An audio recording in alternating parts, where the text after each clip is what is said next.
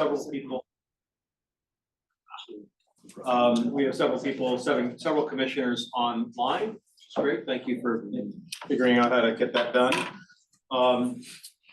I'm John Laria, the chair of the Baltimore Regional Transit Commission. Welcome everybody to the March 7th, 2025 meeting of the Transit Commission, where we will now today, like everybody else, engage in a triage of things we can control and things we can't.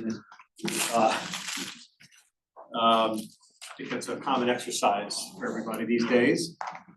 So we'll see what progress we can make on things that we can either control or at least affect. With that, I think we're gonna we'll start off with the agenda. But Don, is there anything that you want to talk about for up front? Before we get started, I would like to walk through the package in front of folks. But if you yes, it's an especially thick package this meeting. So yeah, that'd be great. Please do. Well, you have an agenda, and for those in the back, there's several copies of stuff up there if they're interested in hard copies. Agenda on the right, there's an agenda. There are the MTA administrators' remarks, the performance update, and slides for the discussion on the RTP. We have a graph that looks like this for reference for folks. Chart by Holland and Knight, who documented all the executive actions that the president has taken recently, that are some of which are going to affect certainly the state transit. We have a new final draft of our staffing report. We have the administrator will get into this, but the copy of a economic study, economic impact of transit services, and then a handout that was given out for the delegates had a form back in January, end of January. It was very good. Talking about transit the city for all. On the left, we have legislative information, a matrix, a little spreadsheet we produced to track it. Some of the correspondence that the chairman has had with the General Assembly, some of his testimony in the session on several bills. That's all there. And then we have staffing group reports. So thick package, sorry to bury you on paper, but wanted to keep you up to date. All this material will be online after the meeting. It'll actually be next week. Thanks, Don. Anything else from you, administrative stuff? Thanks very much. A lot of information. I encourage everybody. We'll go through a lot of it today, but things that we don't, if you have any questions, reach out to Don or me. Happy to sort it out. Okay, let's turn to the administrator. Administrator Arnold, your update, please.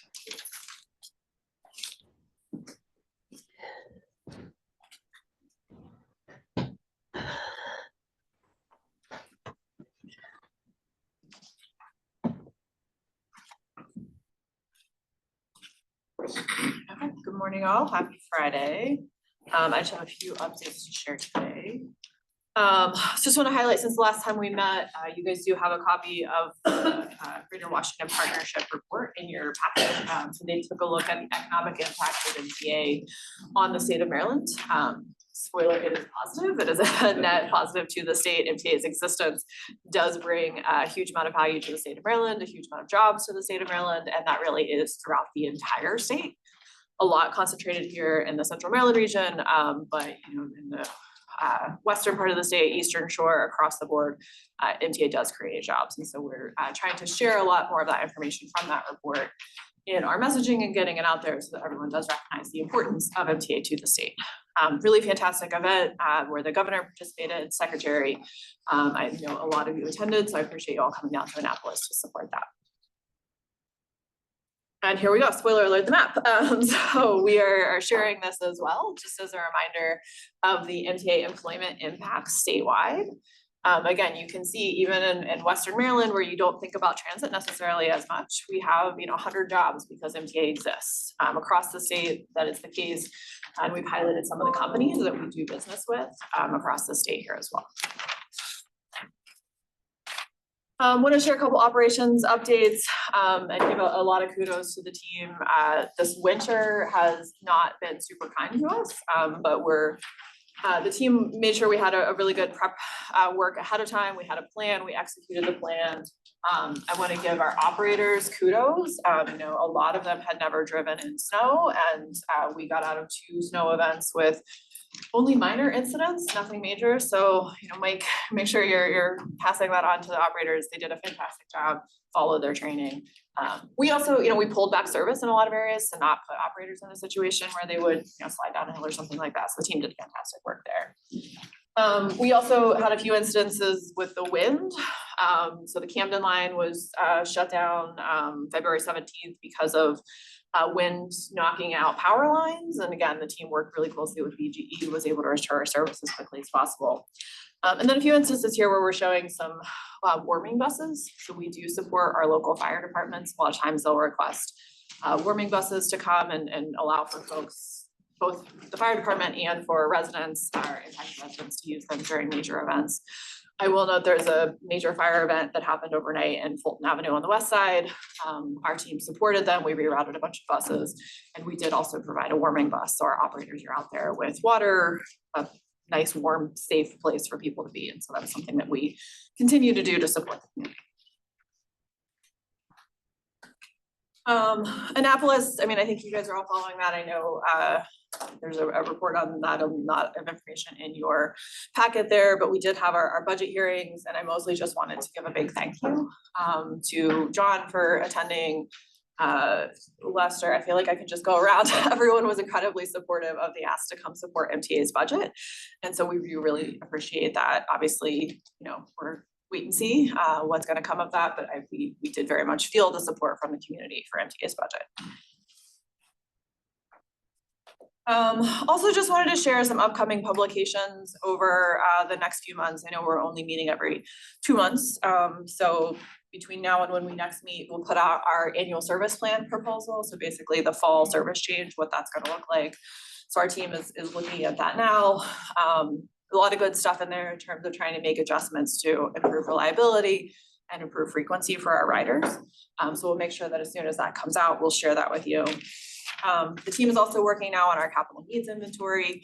I know there's been a lot of questions about that. It is in the works. It is due to be published July 1st. And so again, we'll make sure you get a copy of that. And I've also got a couple questions on our Be More bus plan.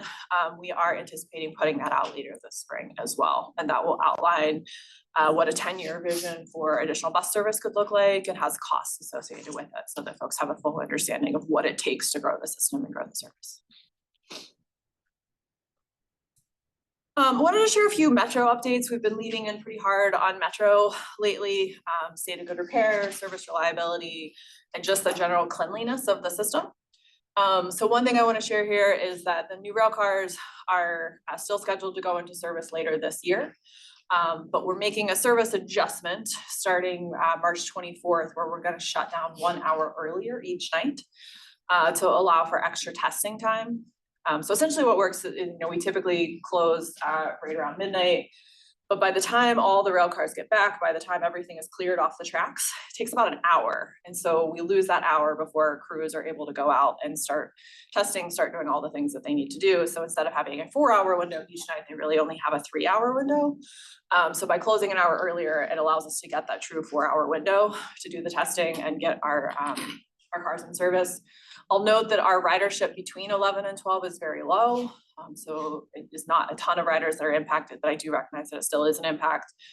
There is bus service for the majority of the corridor, and we are going to be running what we call like a sweeper bus at the end of the night to ensure that anyone who didn't get the message or has concerns is able to get where they need to go. So signage is up. We announced it yesterday, so all the stations, and we're going to keep making sure we push that, let folks know. We've also made some changes on the Metro on our fare gates. So our fare system is very old, in some cases delicate, and prone to breaking down. And so We made an adjustment, we're calling it the easy exit. So basically on the way in, you tap to get in, but when you're leaving, you can just walk up to the gate and exit. You don't have to tap to get out. So that allows us to use that kind of tap equipment that was on both sides to now put it on just the kind of entrance sides and ensure that all those gates are being shut. We're working really closely with our station attendants, with police, leaning in pretty hard on making sure that folks are paying their fare. MTA police did a push last week where they were out at 4 of our stations, passive enforcement more than anything else, just reminding folks that they needed to pay their fares. And we did see an increase of people buying fares by about, I think, $30,000 in that 1 week. So, you know, over the course of a year, that's about 1.7 million. So we are going to continue pushing pretty hard on fare payment and fare enforcement on the metro side. And so that's it for the presentation, but there's a couple other things I wanted to highlight that weren't in here. One on light rail side, just as a heads up, we are doing some work this weekend on the south end of the system. So we're going to be closed down south of North Linthicum. So basically the 2 branches, one that goes to BWI and one that goes to Glen Burnie, are going to be closed on Sunday. So we will have shuttle bus service. There are signs out. We do have transit ambassadors making sure that folks are aware and are able to use that system. There's also been a lot of attention right now on student transportation. And there was a hearing yesterday at Baltimore City Council. So I just wanted to address. So one thing to note, MTA is prohibited by federal law because we receive federal funds from providing student-only transportation. So we cannot do closed-door transportation. We can do route deviations, which is what we do, and it does have to be open to all. So we do a lot to provide assistance and support to city schools. We run 185 tripper buses every single day to provide direct access to students at school start and school end times. We have a school services coordinator that talks to the principals daily, weekly, and we're continuing to see how we can expand that school service to continue to provide more and better service for our students, because I know how important that is. You know, this winter service change, we added a school tripper service to Dunbar. They never had it before, and so now we have deviations on, I think it's 4 different routes to provide service to Dunbar students. I happened to sit with a Dunbar student on the bus the other day, and he mentioned it to me and said his friends really liked it. So far it seems pretty popular, but we'll be monitoring ridership on that. We also, this winter service change, added some additional silver service on the for Digital Harbor. So again, trying to make sure that they have those options. And we're working on a pilot with ACE Academy to see if we can do some kind of after school tripper service. So typically we don't have for after school activities and events, they just ride the regular system. And so we're seeing what we can do in terms of tripper service there. So we want to improve service for everyone. I mean, that is what I've been talking about since we started meeting. Like, that is our goal for all of our riders, to provide high quality service. We've been really focused on reliability in terms of cut service and on-time performance. I do want to note we're continuing to make improvements. Yesterday, we cut 1.3% of bus service, so under that 2% mark, and we're 78% on time. So the operations team is really working towards improving those numbers day in and day out for all of our riders. Students are one constituency in that, but we're happy to continue to partner with the city on how we can improve service there. And the last thing I wanted to note is Transit Employee Appreciation Day is March 18th. It's something that's celebrated really across the country, I think maybe globally. And so MTA always makes a very big deal of that. We do a full, used to be just a week, now it's like a week and a half celebration. So we'll be doing that again. So starting Monday, I will be going out with our team to every division and department across MTA to recognize, celebrate them. And so you'll see a lot of that on social media and some of the things that we're doing there. So if you get a chance to thank your operators, especially March 18th, but always make sure you do that. We do now on the transit app have the ability, I think we're the first agency in the US to do this, where like when you're riding, if you answer a certain amount of questions, at the end it'll say, do you want to thank your operator? You can say no, or you can say yes, and it just sends them a little canned message. It pops up on their MDT with a little envelope. They get to see it, and they get to see your fun username and say that, hey, you said thanks for the ride. It's been really popular with operators. I think a lot of times they do feel people get on, they get off, they don't talk to them.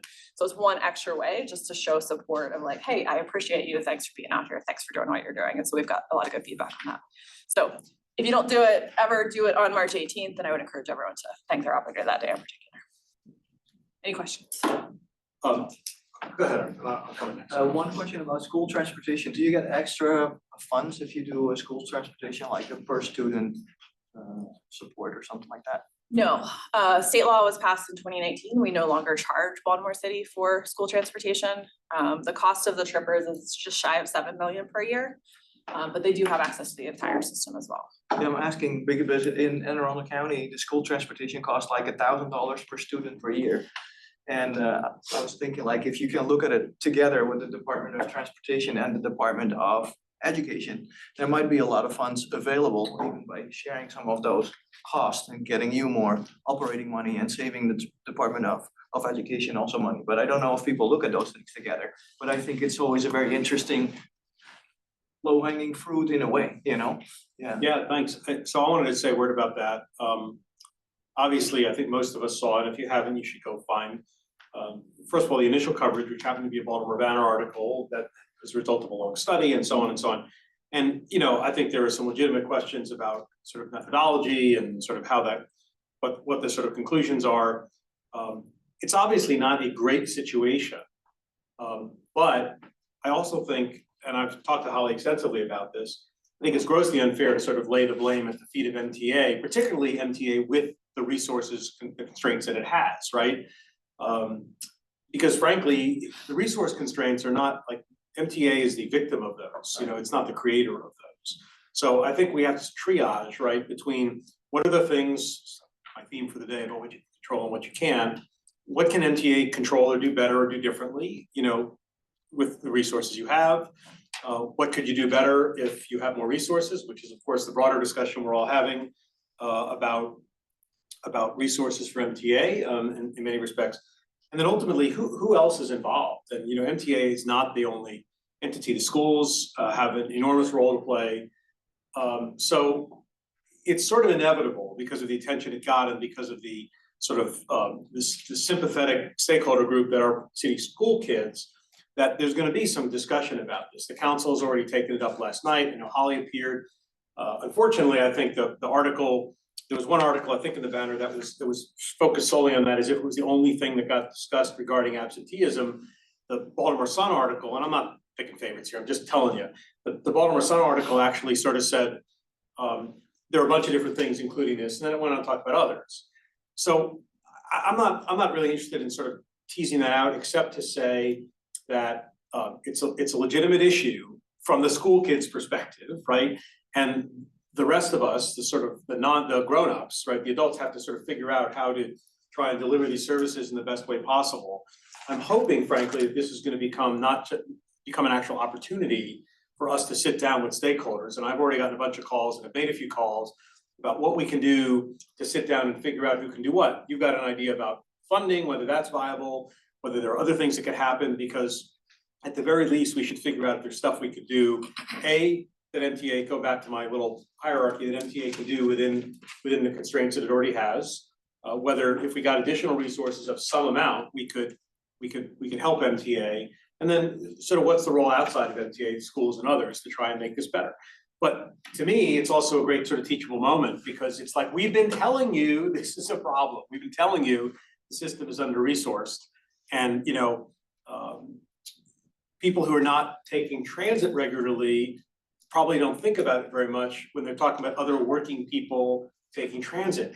But when you write a story that says Baltimore City school kids aren't getting to school, all of a sudden everybody, regardless of whether their direct connection to transit, starts to say, wait a second, what's wrong?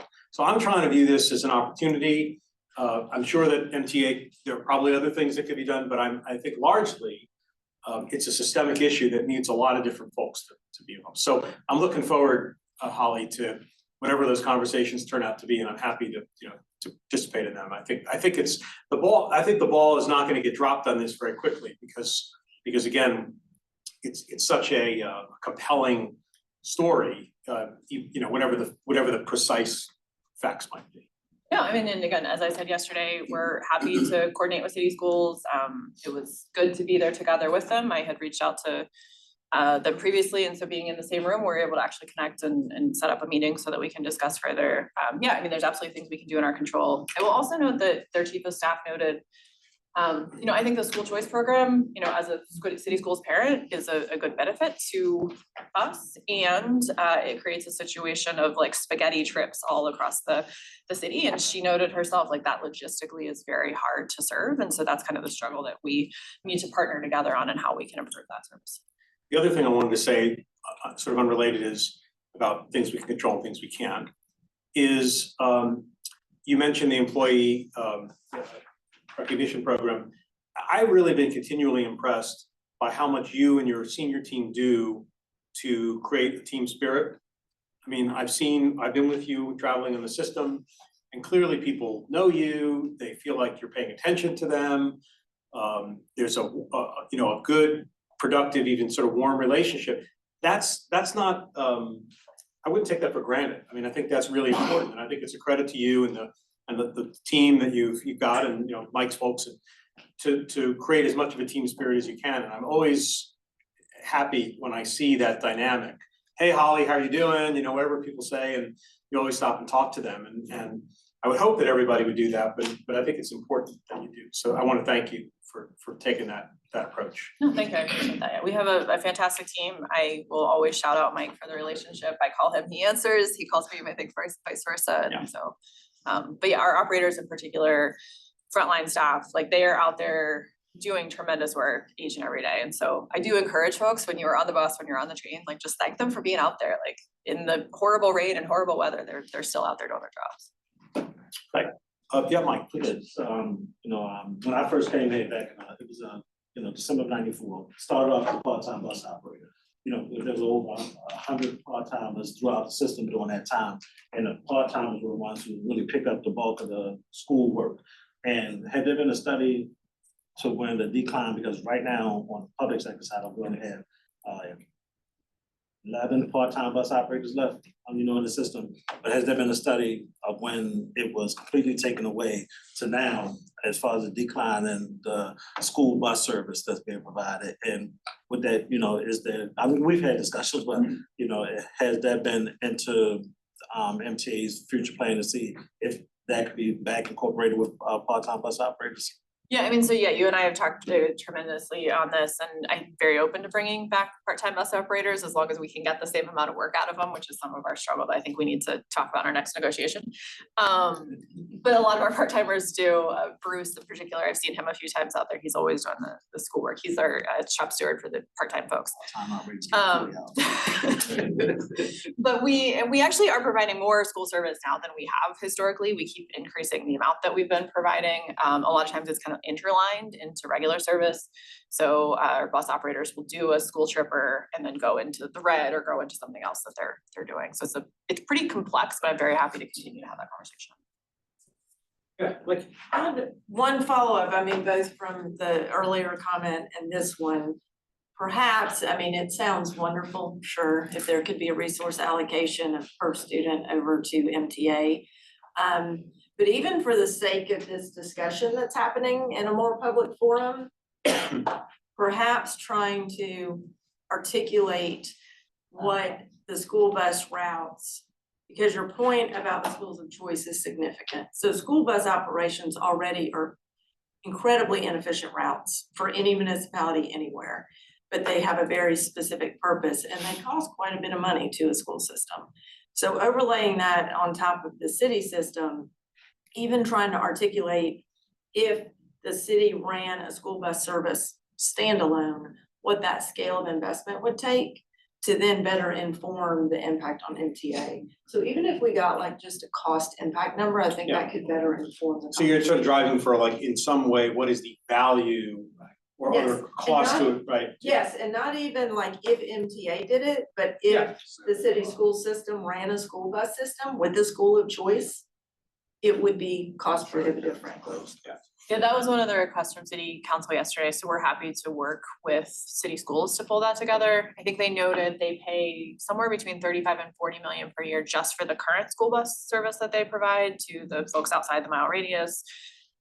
Students with IEPs experiencing homelessness, so acknowledge that it is not cheap, it's not easy to do, and so, yeah, but we're It's happy. generally one of the biggest costs of operation for schools outside facilities, I mean, right? I mean, it's expensive. Yeah, so we're happy to partner with them, and again, I do see areas for improvement, I do see that we can continue to provide better service for all of our riders, including students, and so I think it's good to have a I mean, conversation. I'm no education policy expert, but I think that, this is under the umbrella of absenteeism, which is actually what the city council hearing was about. This is just one flavor of the absenteeism sort of, question. And, the anecdotes that come up that are the most poignant are the ones that say people miss their first classes because they don't get to school and teachers have to move things in the first class. And I think there's even some data that suggests that students don't do as well in their first class because they're not there for the first class as much as for the third or fourth or whatever. So, we should sort of dig into that, a little bit and see if there's something that, something that could be done. I mean, I don't know exactly what that will be, but it clearly does have an impact, and it is worth something to somebody to fix that problem. If it's really having, if you can draw a straight or straightish line from the phenomenon to the outcome, then we all should be sitting down trying to figure out how to change the step. Okay, anything else? Yes, sir, One quick please. question. Yeah, I'm always fascinated with, and I've talked to Don briefly about this, with the mobility service, because I watch it a lot. I don't know why I watch it. But, and I understand it's a different mission, I understand the whole accommodation issue associated with it. But is there any, because I'm always fascinated at the limited, I've never seen anybody in them. And probably at the wrong time I'm looking at them. But at the same time, is there any, I don't want to act Elon Musk here, Doge or anything, but is there any cross efficiency that could be done with those small buses for transportation for schools? Because it seems like they're like the perfect size, you know what I mean?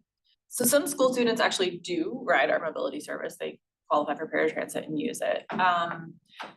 So our mobility system, I would say, again, it's not most efficient. Kind of the federal law doesn't allow it to be the most efficient, the way that we have to run things.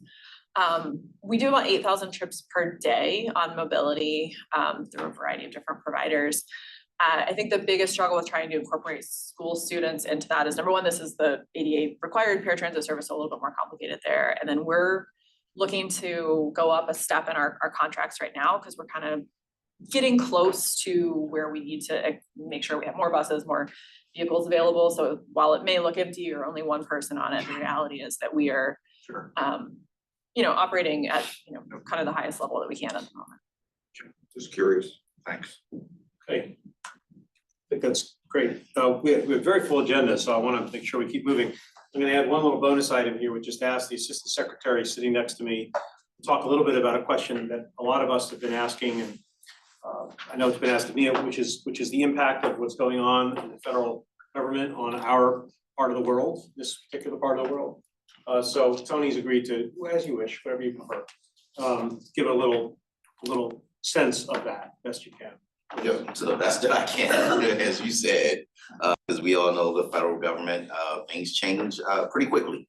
But before I do that, let me just give another sort of a shout out for the March 18th bus operators, giving them a shout out, only because, as the son of a former bus operator, subway driver, light rail driver, and unfortunately having the opportunity to wake up as a preteen on Saturday mornings to hop on a bus with my dad when I didn't want to. I do think that the bus operators do a really good job, and Mike and your team and the folks over there, I don't think they get enough kudos for the work that they do and the service that they provide, especially as someone who watched his dad really help folks as they got on the bus who didn't know where they were going, and sort of pointing out, you get off at this stop versus that stop. They do a really, really good job. And, this is, I guess I'm a little biased because I'm, with MDOT, and my dad used to be a bus operator. So just want to make sure that folks, if you do get that opportunity, really do take full advantage of that. So just wanted to say that. But let's talk about federal actions and the impact that they have on MDOT and our local partners. As you know, since January 20th, things have changed a little bit in terms of the federal programs and what that means for the federal dollars that come into not just MDOT, but across the United States.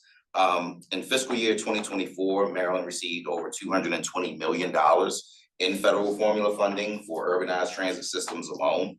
And so for us, that means that, you know, we've got a number of good projects that we have on the books, including our historic $213 million rail vehicle replacement program to replace our aging rail fleet, and $4.6 million through the Raise Now the Build grant to support our TOD efforts at Reisterstown World Plaza Metro Station. And some of these programs provide more generous cost shares than that typical 80-20% split that you would normally see. I don't want to get into sort of the back and forth about how we got here with all the memos and executive orders, but at least let me tell you where we are as of today, which could change by the end of the day today, right? From discussions from our various US DOT regional and modal offices, we understand that all our funded projects currently under obligation are currently under obligation, regardless of funding source or modal administration, and they are proceeding. However, it is also our understanding that US DOT is closely scrutinizing projects funded by the National Electric Vehicle Infrastructure or our carbon reduction programs, and they may change their posture on those. For projects that have received a discretionary grant award but are not yet under agreement or obligation, US DOT has indicated it will not proceed further with the project until it has updated its grant-making guidance. This has created a blanket pause for awarded projects not yet under agreement. For our local partners in this room, MDOT strongly encourages all of you to not take project actions before obligation occurs that may not later be eligible for reimbursement.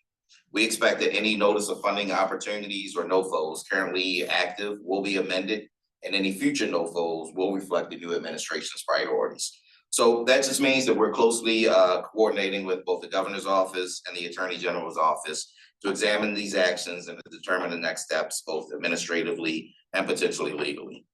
We're committed to providing a transportation system, of course, that is safe, reliable, and ensures Marylanders can get to wherever they need to go. And so I do appreciate the opportunity to just give that brief update as to where we are with BRTC. Members, one person who's not here that is sort of my guru when it comes to all of our grant opportunities is someone you've seen previously, and that's Sean Winkler, who's the Senior Policy Advisor with Maryland Department of Transportation. Unfortunately, he's sick today, but if you do have any additional questions about where we are with those federal grants, where we're going to be moving forward, he is a really good person to stay in contact with. I can provide his contact information, but if you have any questions, happy to answer those now. Again, not sure where things are going to go at the end of the day today, but that's where we are, at least with our grant obligations as of today. Is there a list, like, has anybody ever put together a list of all the ones that have potential and the ones that are at risk, you know what I mean? So you kind of. Yeah, we definitely keep a running list of everything that we have that are potential, you know, unsure where those are going, and the ones that we have under obligation. So you know, that's something that we can also let you know of if you're in need of it. Yeah, I mean, similar to the question that was just asked, this is good. I guess where my mind is going is a number of these projects that if you gotta build momentum, you miss a step or delay a step, it really has ramifications for once we maybe get to a more predictable state down the line. And so just to the extent that the state and the municipalities have a framework for developing the risk factor, maybe, you know, funded versus not funded, but then if there is a pause of 6 months or a year, what does that mean for a project? And is it as simple as just starting back up where you left off, or is it, you know, you have to go back and it starts to clock longer than what just maybe the 6 month or year pause is? Yeah, all good questions. I mean, we are actively, you know, keeping that running tabulation of the projects, trying to figure out exactly where we go moving forward, especially if those projects are going to be paused, and you know what those impacts mean for all of our agencies. And so, you know, it's not just MTA; we also have SHA projects and others that, you know, we're kind of looking at and making sure that, you know, if there are opportunities, where we work with our state partners, within the General Assembly that's meeting right now, they're aware of, you know, what's happening behind the scenes in terms of those projects that may, you know, potentially, you know, not be funded very quickly, so. Anything else? Good. Thanks very much, Tom. Okay, Don has figured out some way to efficiently give us the lay of the legislative landscape. So I'll try and pitch in, and others can pitch in as necessary as well. So Tony and others have been involved in many ways. I will just say that, I mean, I guess it's a combination of the legislation and budget, but I think folks are aware that the governor's office has sponsored sort of the formation of the Move Maryland Coalition, which is a coalition of advocacy groups, local governments, all sorts of folks, and that group has, I mean, I think we're up to, I don't know, it's 50+ members. I think when we had a press conference with the governor, which presumably you saw, and I think we're invited to, there were actually, I think, 90+ logos represented of people who are supportive. It has led to a really, really robust kind of series of testimony on, particularly in the budget bills, which is really what it is focused on more than the other bills, to the extent that I've heard in ways that I've never heard before from people in the General Assembly. Wow, this is a really meaningful, significant, you know, effort. We aren't used to seeing this many people come. I was actually cautioned at one point that maybe we were bringing too many people, and I sort of poked around on that a little bit, and people said, well, no, I mean, as long as everybody sticks to their 2 minutes, you know, we're fine with it, and it really makes a difference. So our advocates are the people we're trying to support, who are trying to help us. I said thanks. The people who are, you know, not you know, adversaries, but who maybe are not naturally involved in this have also said in many instances how impressed they are by what's, you know, turned out. And I sort of describe this as a necessary but not sufficient condition for success. You know, there are a lot of other things that have to happen. Obviously, again, what things we can't control and things we can't control. The General Assembly is going to have to sort out a lot of things. The governor's office, department has a lot of involvement in that. But in terms of bringing to the table a broad coalition of interests who are focused on the governor's transportation package, which is not just transit, but which, as we know, includes an enormous and important restoration of transit funds in the CTP. You know, we are, what I'm hearing is there's a lot of support for it. People want it to happen. It's a well-designed package. Of course, the doubt, not doubt, but the sort of questions are about the revenue sources. And you know, whether, and you can imagine, and you've seen it, it's no surprise, for every revenue source, there are people who like it and people who don't. And at the end of the day, you know, the General Assembly, you know, is going to have to figure out how to sort all that out with the involvement of the executive branch. So, you know, we don't know exactly where it's going to end up in terms of budget issues, but I just wanted to report to you, and many of you have been involved. I mean, I'm looking around at people who have testified. I see people in the audience who have testified. It has been gratifying and effective. Whether it's going to get us fully over the goal line, of course, remains to be seen, but we're optimistic that it'll happen, and it really has been, it's important, very important for people to do. So I want to thank everybody and just give you a little bit of update from my perspective. So Don, back to you for however you want to do the legislation. I wanted to use this as reference if we could, and just to orient you here, on the far left is the bill number. It's organized by the House bill first, and if it has a cross file, that is directly to the left. The title, the bill is there, the sponsor.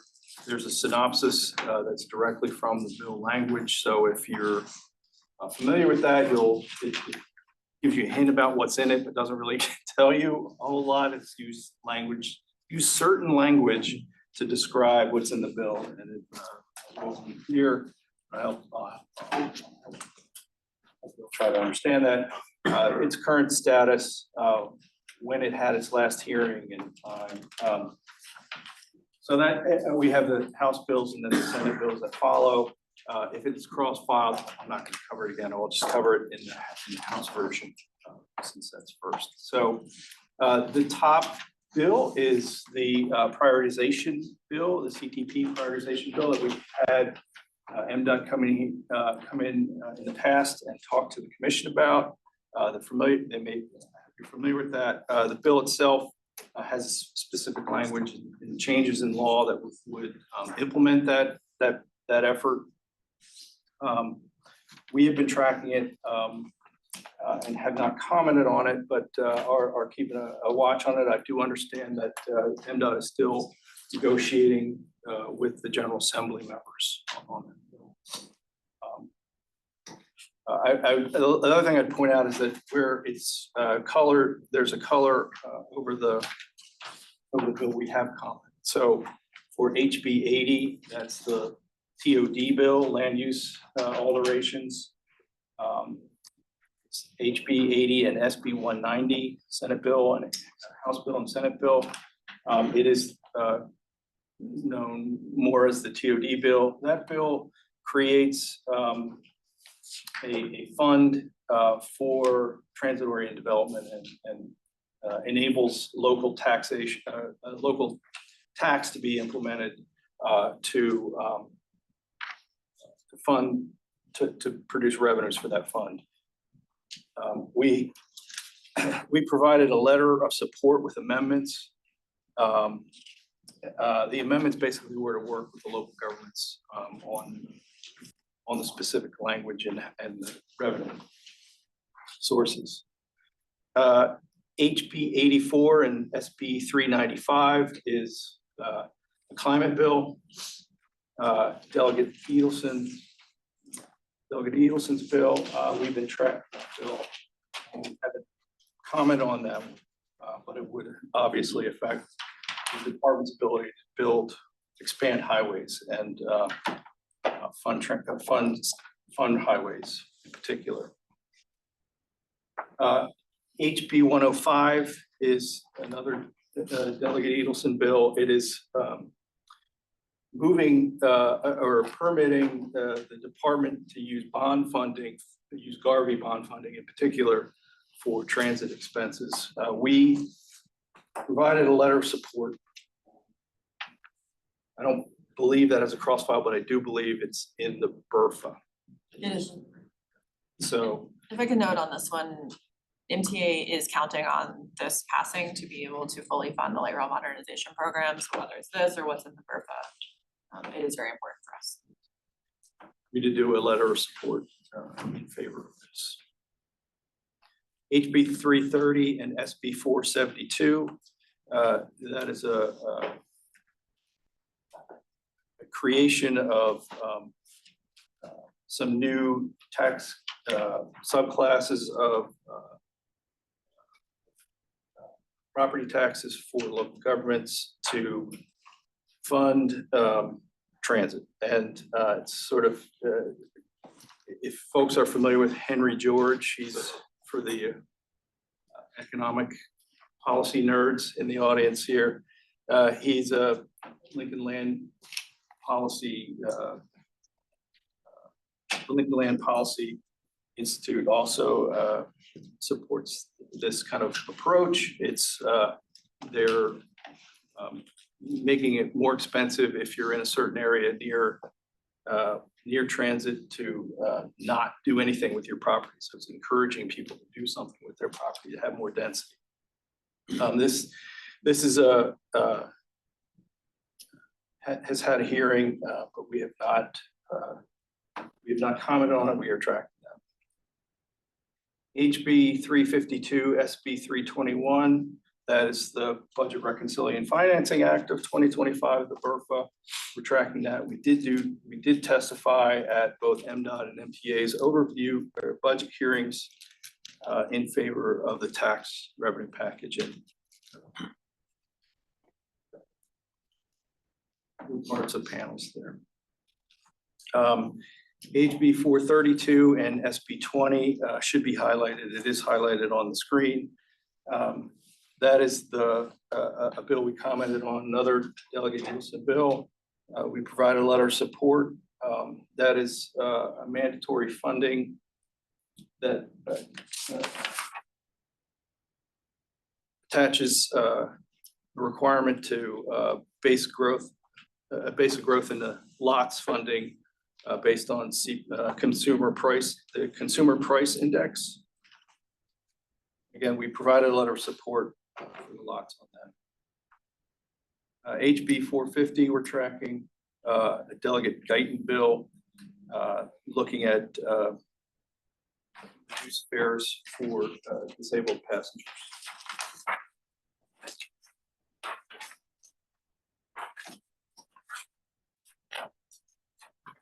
Moving on, HB 647 and SB 384, that's the Metro Funding Modification Act 2025, Delegate Corman.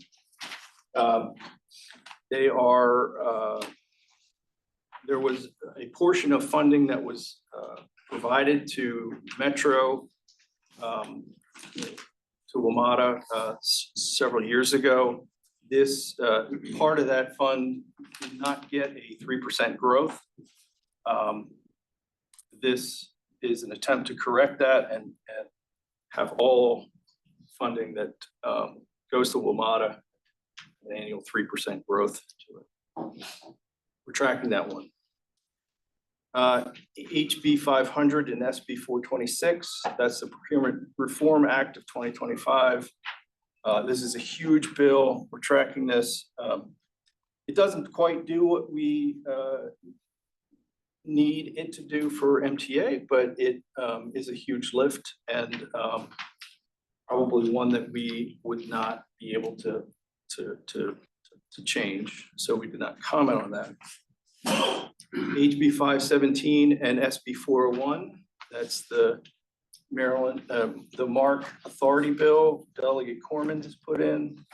We did a letter of interest saying to consider some of the issues that we have identified in our authority work recently, and that they need to consider impacts on the MTA as they debate what to do.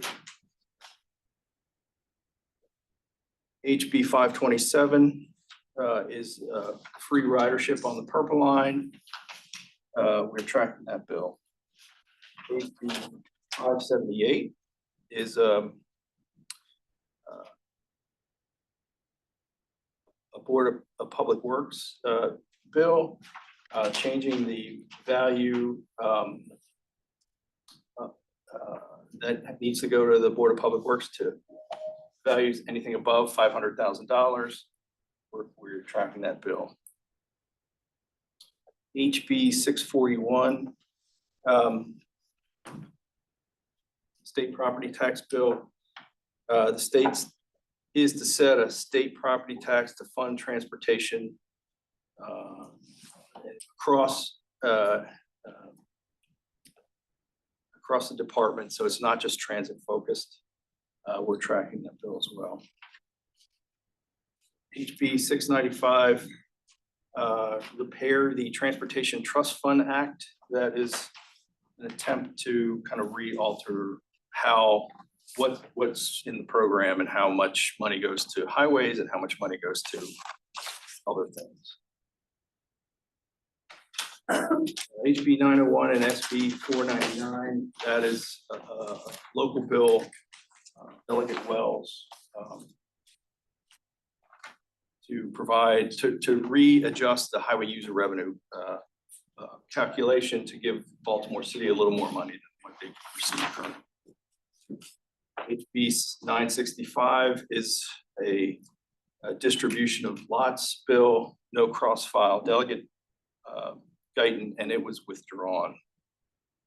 The next bill was also withdrawn, Delegate Rosenberg's property acquisition for the Red Line bill.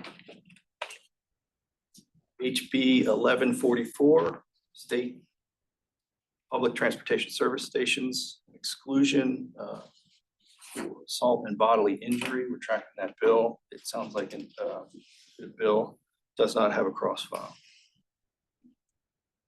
HB 1370, SB 881, that is the Regional Transportation Authority bill. We provided, like we did with the MARC Authority bill, a letter of information and testimony. Same sort of thing, that they carefully consider what they're doing. For the region, it sets up an authority in the Baltimore region, in the Capital region, and in the Southern Maryland region. It's an expansive bill. That bill and the Senate bill, there's another Senate bill. It's on the last page. 935. Yeah, 930, SB 935, they're closely related, almost identical language, small nuances between the two bills. Biggest difference, I understand, and John, you can correct me, I know you've been tracking this, is there's some provision to provide money back from a fund they're creating to fund the authorities. Some first bill provides a little more money to the local governments than the second.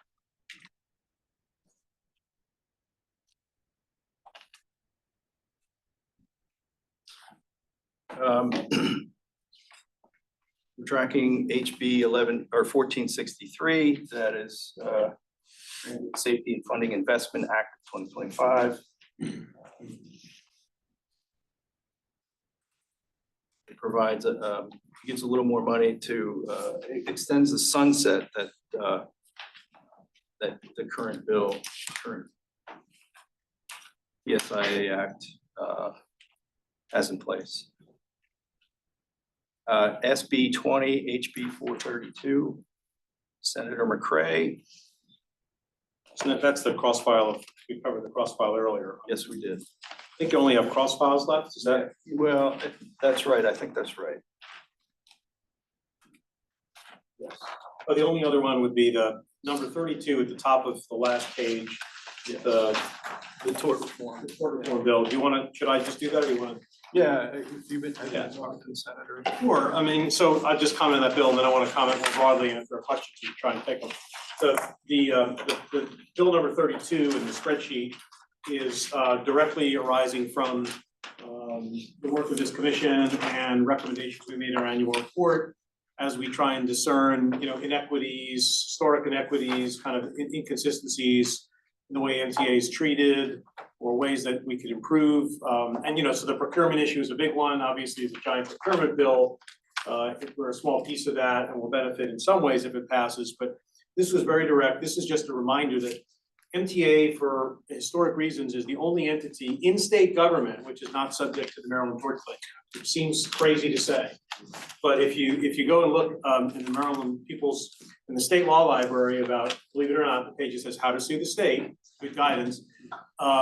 It says how to sue the state, and the Tort Claims Act has all these requirements about notice. It's a very specific, very sort of regimented way how to sue the state, and when it's done with that, it says how to sue MTA, because it's completely separate. And then local governments are separate again, but at the state level.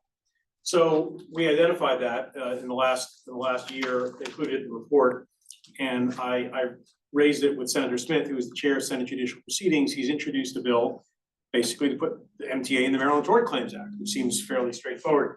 The bill has not been voted upon yet. It's a good hearing, and I don't want to get deeply into any of these bills because we'll be here all day. But and I don't know if it's going to pass. This is a bill without a cross file that has to pass and then cross over by the 17th, someone will have the 17th crossover day into the other house. But we've talked to the House about it as well. I think it has, it certainly has a good chance of prevailing unless something intervenes, and some things, things can always happen. But it's important because it is really it comes directly from the work of the commission. It's very specific to MTA. It would save MTA a significant amount of money every year in paying tort claims. And the current law, in my mind, just doesn't make any sense. And yet no one's really focused on this. And I use it as a sort of teachable moment to say, That's why we're here, right? We're here to try and identify these kinds of things. And this may be something, for example, that, MDOT or MTA didn't feel like it was in a position to raise, but we are, and we did. And again, I don't know if it's gonna prevail or not, but it was well received at the hearing and, a good example of how we can have an impact during the General Assembly session. So I hope I don't have to give you bad news, but I'm hopeful I'll give you good news and we'll know that the bill passes. So I just wanted to say, can I just talk for a moment about these? Do you have more you want to talk about No. on the bills? So happy to take questions if people have, we'll try and keep it tight. Any one of these bills could take a substantial amount of time. Some of them could literally just take the entire meeting, as you could imagine, there's so much here. I want to say that I have done my best with help from Don and others to figure out where we should dip our toe in, where we should testify, where we should appear, et cetera. It's been very important for the commission to have a presence. I think it's my obligation to do it, happy to do it. All I can say to the commission is I'm trying to use my best judgment about where we show up and where we don't. There are some very generalized rules, things that are very specific to what we're interested in. Typically things where I feel like the commission has talked about it and I have a sense of what the commission is saying, and where there's broad consensus within the commission about a position, I'm trying to convey that. We've tried to testify where people have specifically asked us to testify, where a legislator has asked us, where the governor's office certainly has asked us to testify. Again, as long as I think the commission is generally supportive, and in every instance it has been, try to do that.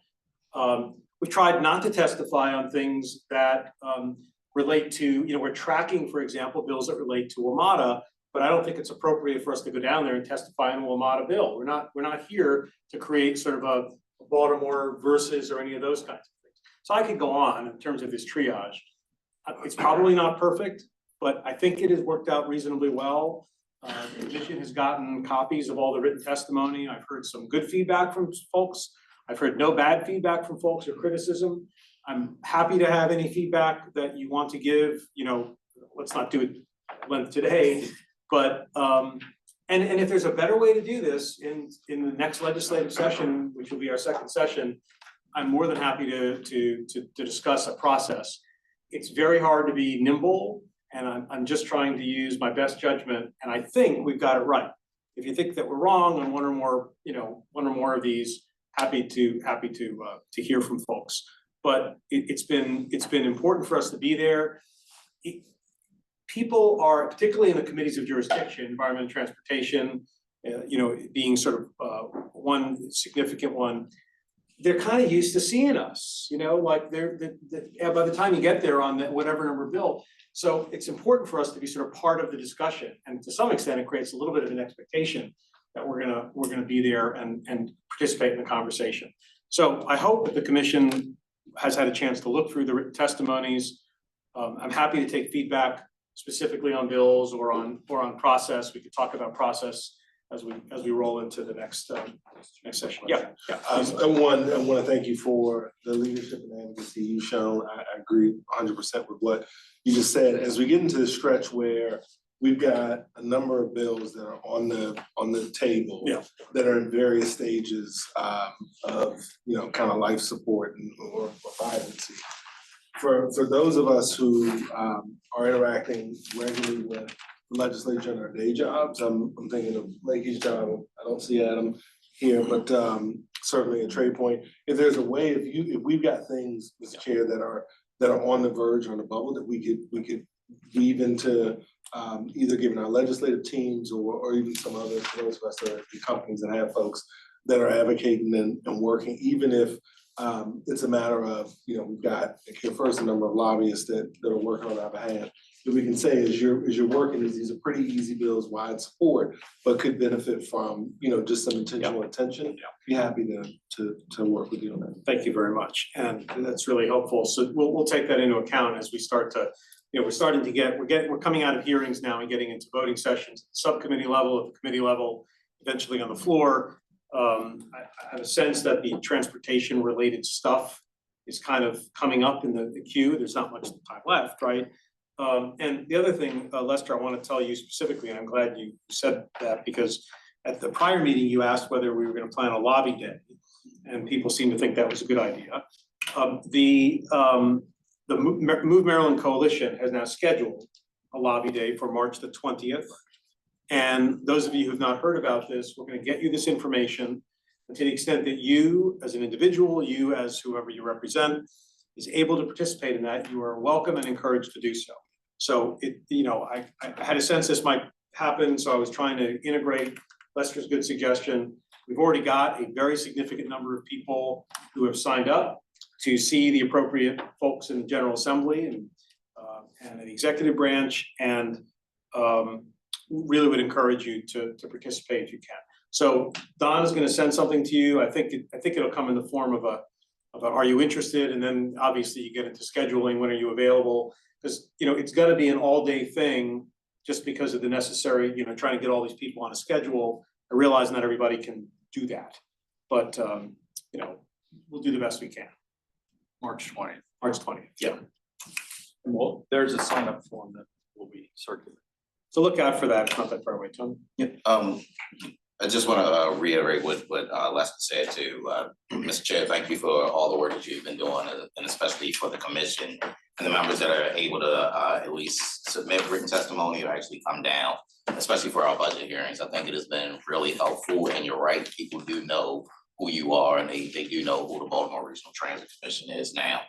Don, also thank you for tracking all these bills. Don't tell Mike, but we might steal you back to MDOT, because this is a really good job. We actually at MDOT have 599 bills as of yesterday that we've been tracking that are related to MDOT, not just to MTA, but specifically to transportation around the state. So it's been a really tough effort. But what I will say is, as of today, there is only 1 month left in session. And so, as John was saying, the next couple of weeks are really critical. Crossover happens on the 17th. So within this week and next week, there are a lot of bills going back and forth. This is the time that people need to hear from you. And so if you have an opportunity, as Lester said, to talk to folks that while you're down there, or if there's a bill that you are really interested in helping to support, this is the time that you do it. In terms of the budget, though, I will say that there is still time for the budget. Not that much time. The 20th is the lobby day, but during that week is when some of the budget decisions are going to be made, because by the 31st, the budget has to be passed. And so just keep all those dates in mind as we get to April 7th. But the next couple of weeks are critical. And I just wanted to reiterate that you're really important to this process. This commission is important to the process. The help that you give or have given so far has really gone a long way, but we're not done yet. So I still need your help. Yes, sir, Mike. Just one point on bill number 19 that you have on that HB 1144. It does have the Senate Bill 858. We just did testimony on that.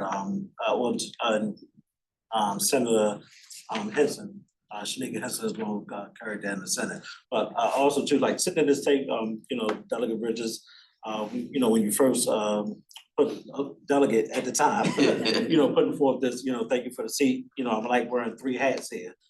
But when we go, we've had our lobby day already. When you do move with go with Move, and which we're partners with them as well. On the labor side, you'll hear that a lot of the senators and delegates have already heard. We throw it in there at the time to say, hey, also too, look at these other bills that are here and being supported by this commission here.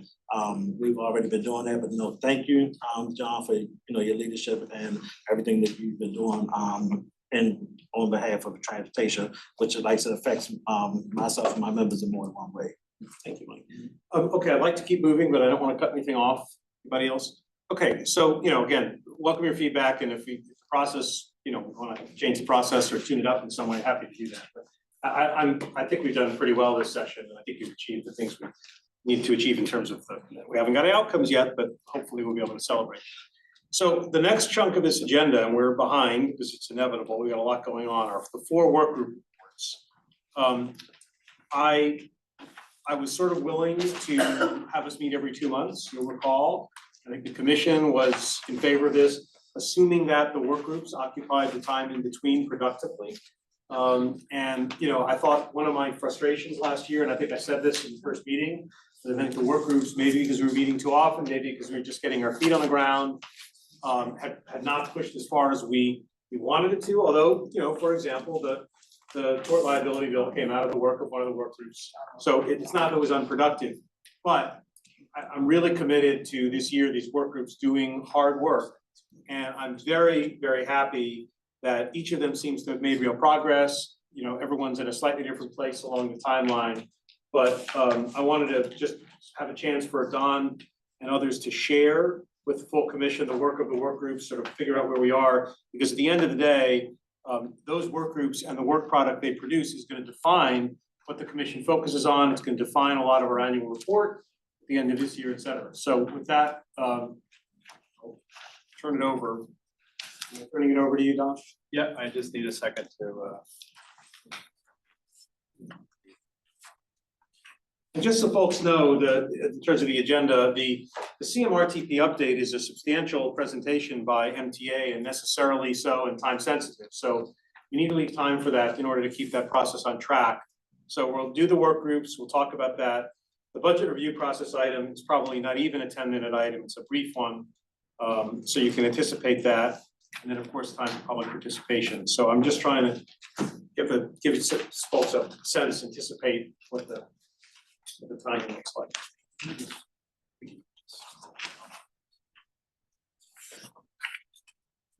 so Jake is gonna talk about the staffing report. No, work group. Be your first shift. No, be your first. Sure. notice. All right. I'm gonna talk about. It's ready. We're talking about the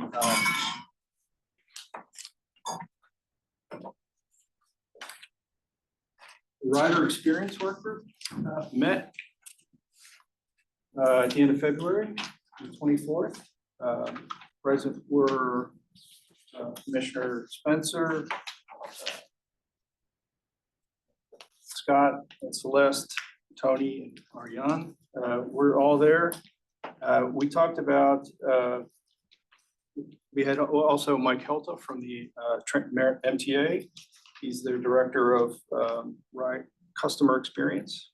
That I want to appropriately title him. Chief Customer Experience Officer. Chief of Customer, yes. Thank you. And had a very good conversation, kind of continuing what we started the last time we had met, talking about rider feedback and the customer engagement activities at MTA. We explored how MTA has been using the Rate My Ride feature as a tool to gather feedback. They talked about perhaps using that as the new Metro cars roll out to get rider feedback on the new cars. Talked about changes in the challenge of collecting data and the challenge of collecting data, especially from school children. Address some of the issues that have been kind of in the news lately. We discussed how to build trust on the apps to get that feedback, including kind of how to educate people on how to use those apps in the best way, and increase awareness of them and encourage people to participate. We talked about the Rate My Ride feature and the Go feature on transit app. Provide that kind of information. Allows users to share planned routes and to encourage, again, participation and collection of information and performance. Talk about challenges remaining in how to integrate payments in the apps. We talked about information that is or is not present, accurate bus arrival prediction in the apps, still a little bit of a problem, and ways to solve that. Looked at MTA has been out there putting QR codes at bus stops, displaying and the thinking about how to display information, live information on maps versus a clock.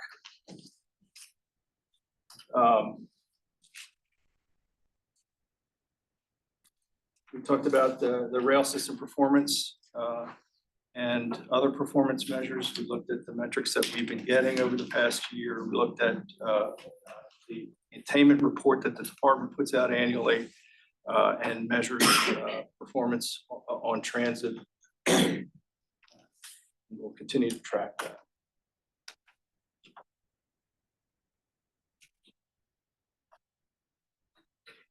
So I don't know if the members that were there have any comments on that.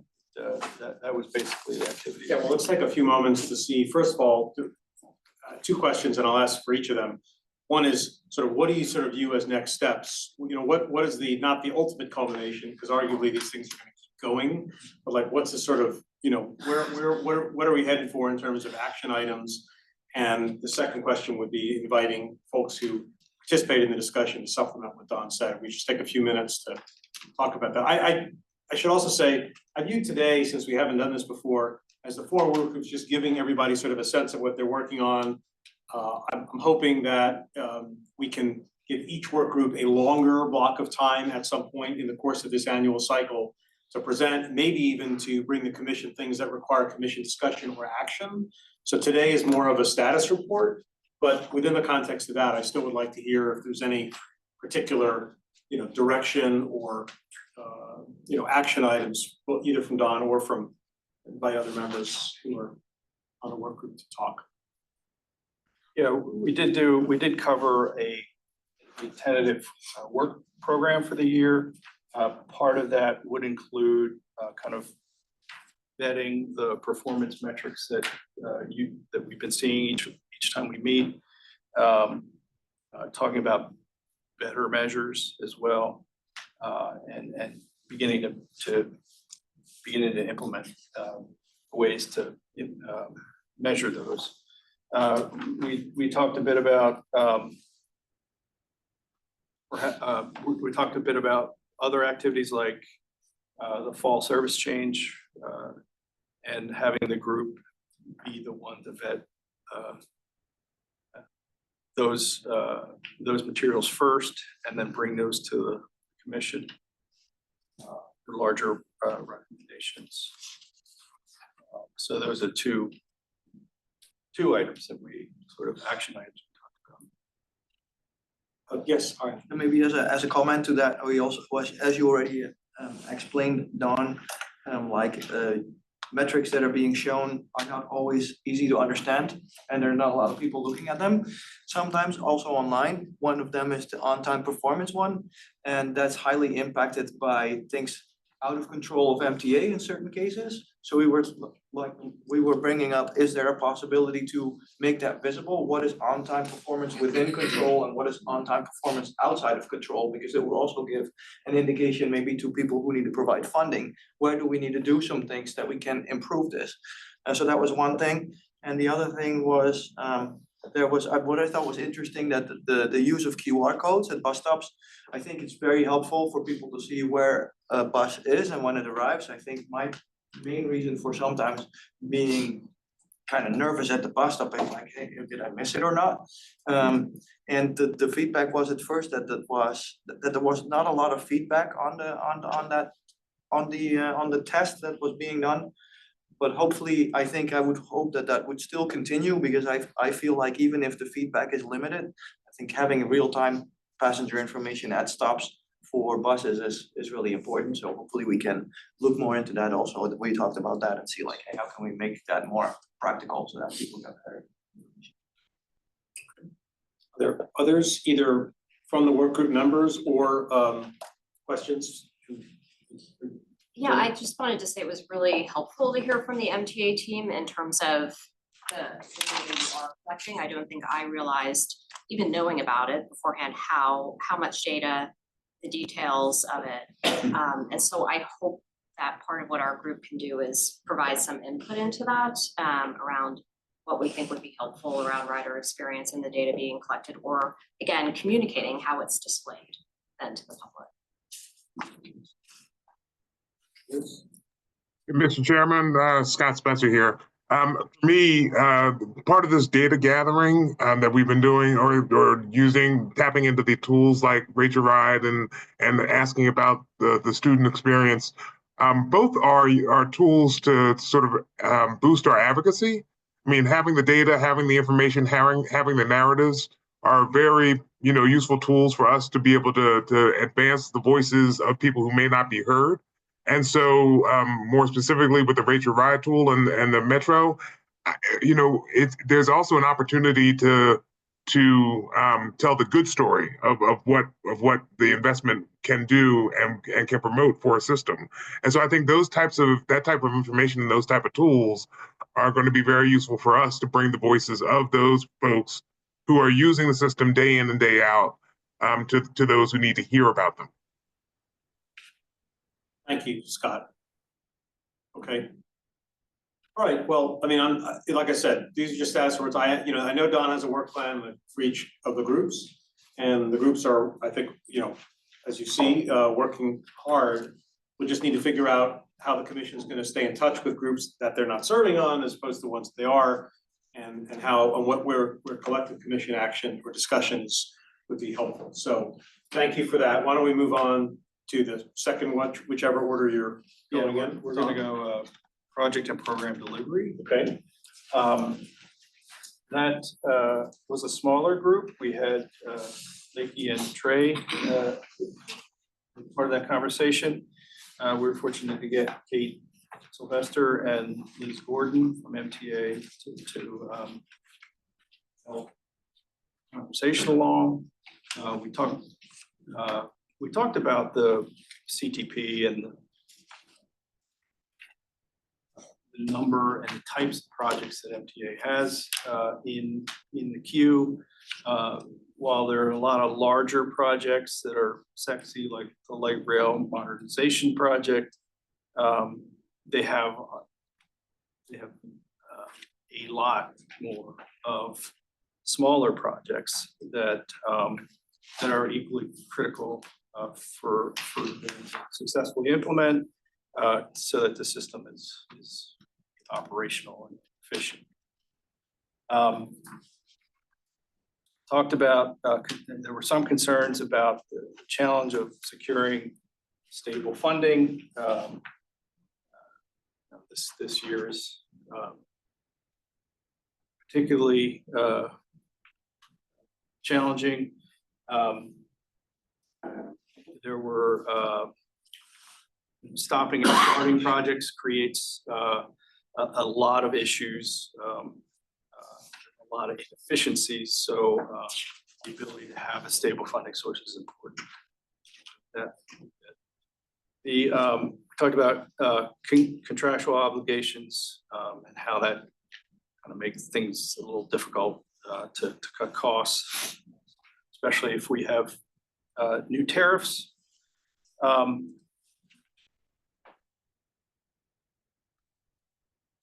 We talked. We explored kind of the agency's priorities and how they're defined. Talked about the politics surrounding each of those and how they combine with the actual infrastructure needs. We talked about bottlenecks. Talked about the big bottleneck being procurement and having a threshold at $200,000 or $200,000 to go through the Board of Public Works being challenging. Talked about an upper limit, moving that or suggesting the move of that limit. There is legislation, as we talked about earlier, in that regard, but it would require action by the General Assembly.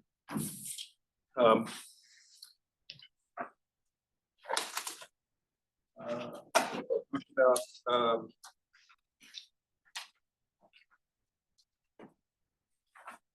how changing governance of MTA might affect their ability to do things, and talked about the need to extend the TSIA, which is another piece of legislation that's in the queue. Have anything to add? I would agree with all of that. We spent a good bit of time on, I'm not sure you touch on, I mean, we all are aware. I think it's just important to keep saying it. They are, the agency strategizes every day on where to put limited funding. And once you start down a course and then a significant budget change happens that changes that course, you are now starting from behind. You're no longer even, even with where you are, you've now gone backwards. In some cases, which we've discussed previously, you actually lose funding that could have been leveraged. But more importantly, it's really this question of the capital and operating kind of interacting with each other, and you would make more investment in repair and maintenance if you were not going to get the new investment. So that is, a constant tension. So that's really, I just want to tease out what Don mentioned about these smaller projects and the fact that those can't move at a quicker pace because of state procurement law. So, we're a work group inside of the commission. It certainly would not be easy to try and change the entire state procurement law, but that limit of $200,000 is really significant, and we continue to contemplate that MTA as an agency, like some others, might need to get an exception to that just from a capital, more so from like an equipment expense, perspective. And then the other that I will say that Trey mentioned kind of at the end of our meeting is we were talking about these big behemoth issues that impact project planning, and kind of pose the question of, are there smaller things that we might be able to impact in a shorter term? But from a BRTC perspective, which you were saying a moment ago, John, I think the question is, where do we want to spend our time? Should the work group be focused on this big behemoth issue, which is a real one and is a huge constraint? Or should we try and find very smaller around the edges things to do? So I don't think we need to answer today, but that was certainly a question. Yeah. I'd add that there are two areas of opportunity. One is depending upon where the legislation for the procurement legislation that we're tracking lands, and how that kind of shakes out for go back and take a look at those issues that you were just mentioning, and the tort reform bill that's in the queue. Depending upon where that ends up, we'll see whether or not there's a need to have a little more conversation and preparation for maybe next session if that doesn't pass this time. Okay. Thank you. Anybody else comments or questions from this group? Hi, good morning, Chair and Commission. Yep. This is Trey. I do echo everything that Lakey said. I really would like for us to. I know it's going to be continued discussion internally, but I think we do need to come up with some other smaller wins to kind of help push us forward. And I do agree I love the discussion around the whole raising the threshold to give the opportunity for MTA to find other wins within their program. So I just want to make that statement and thank you, Lakey, for being part of that discussion. Thank you, Trey. Okay. Okay, let's keep going. Okay. Jake's got the next two.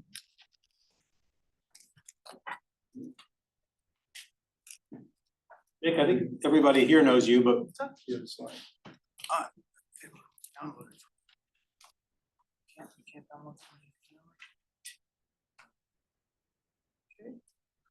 This one.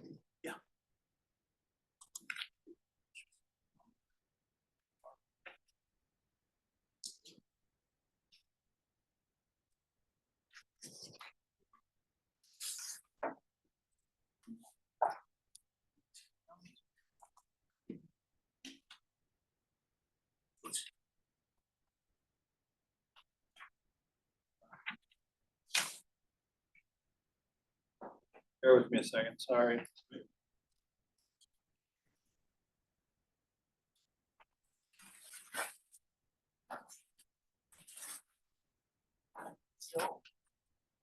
Jake, I think the commission knows you, of course, but if you just introduce yourself for the benefit of everybody else and Sure. those online.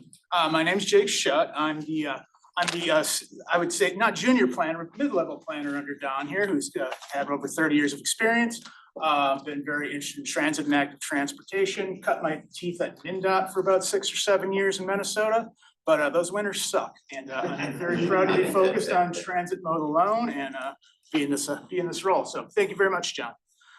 And I'm gonna be taking about 20 minutes here, so you I'll keep an eye on my phone too.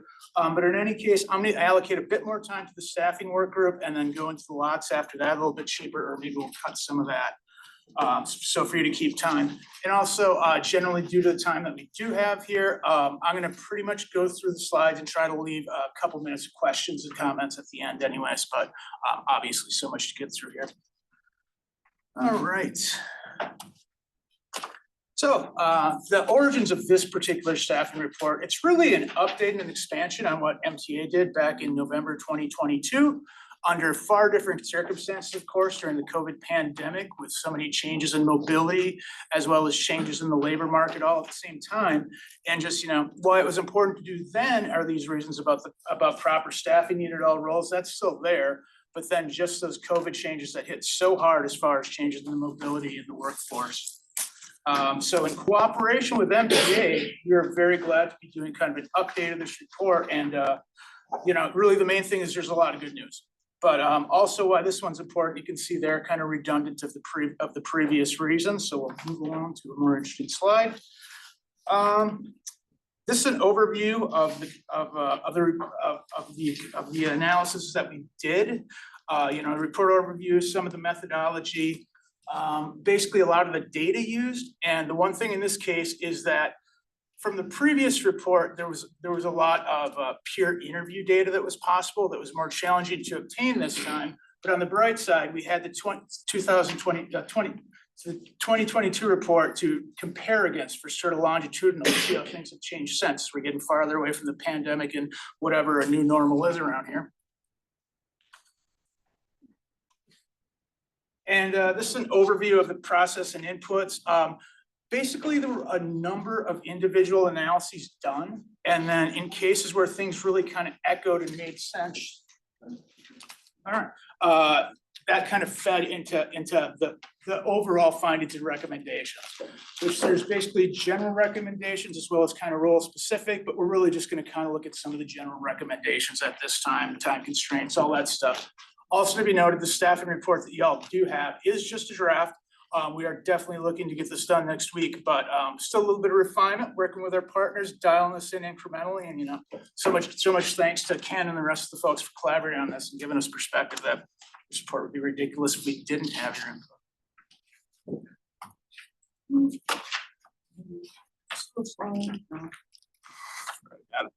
Okay, so peer system analysis was a very important metric to use.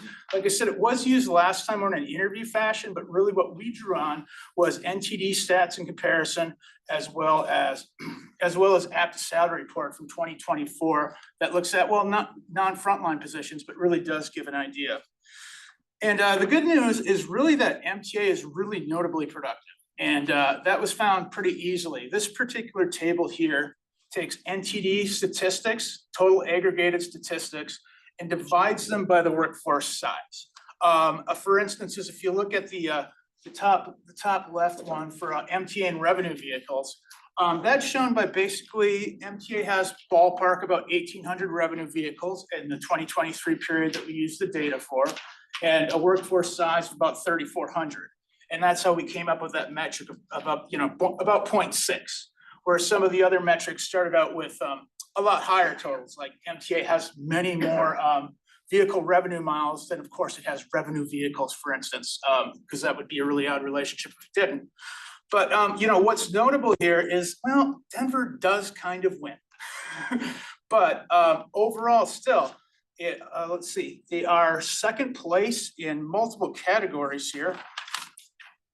They are second in revenue vehicles per employee, same for passenger miles per employee, vehicle revenue miles per employee, vehicle revenue hours, the operating budget managed for the size of the staff. But really the thing that's head and shoulders above is when you look at those capital expenses and how much they stand out. I mean, that's over twice the peer average values that we see on the bottom there. And I guess one thing too, to just talk about the peers that we did select, is that they have similar operational characteristics and similar size, more or less.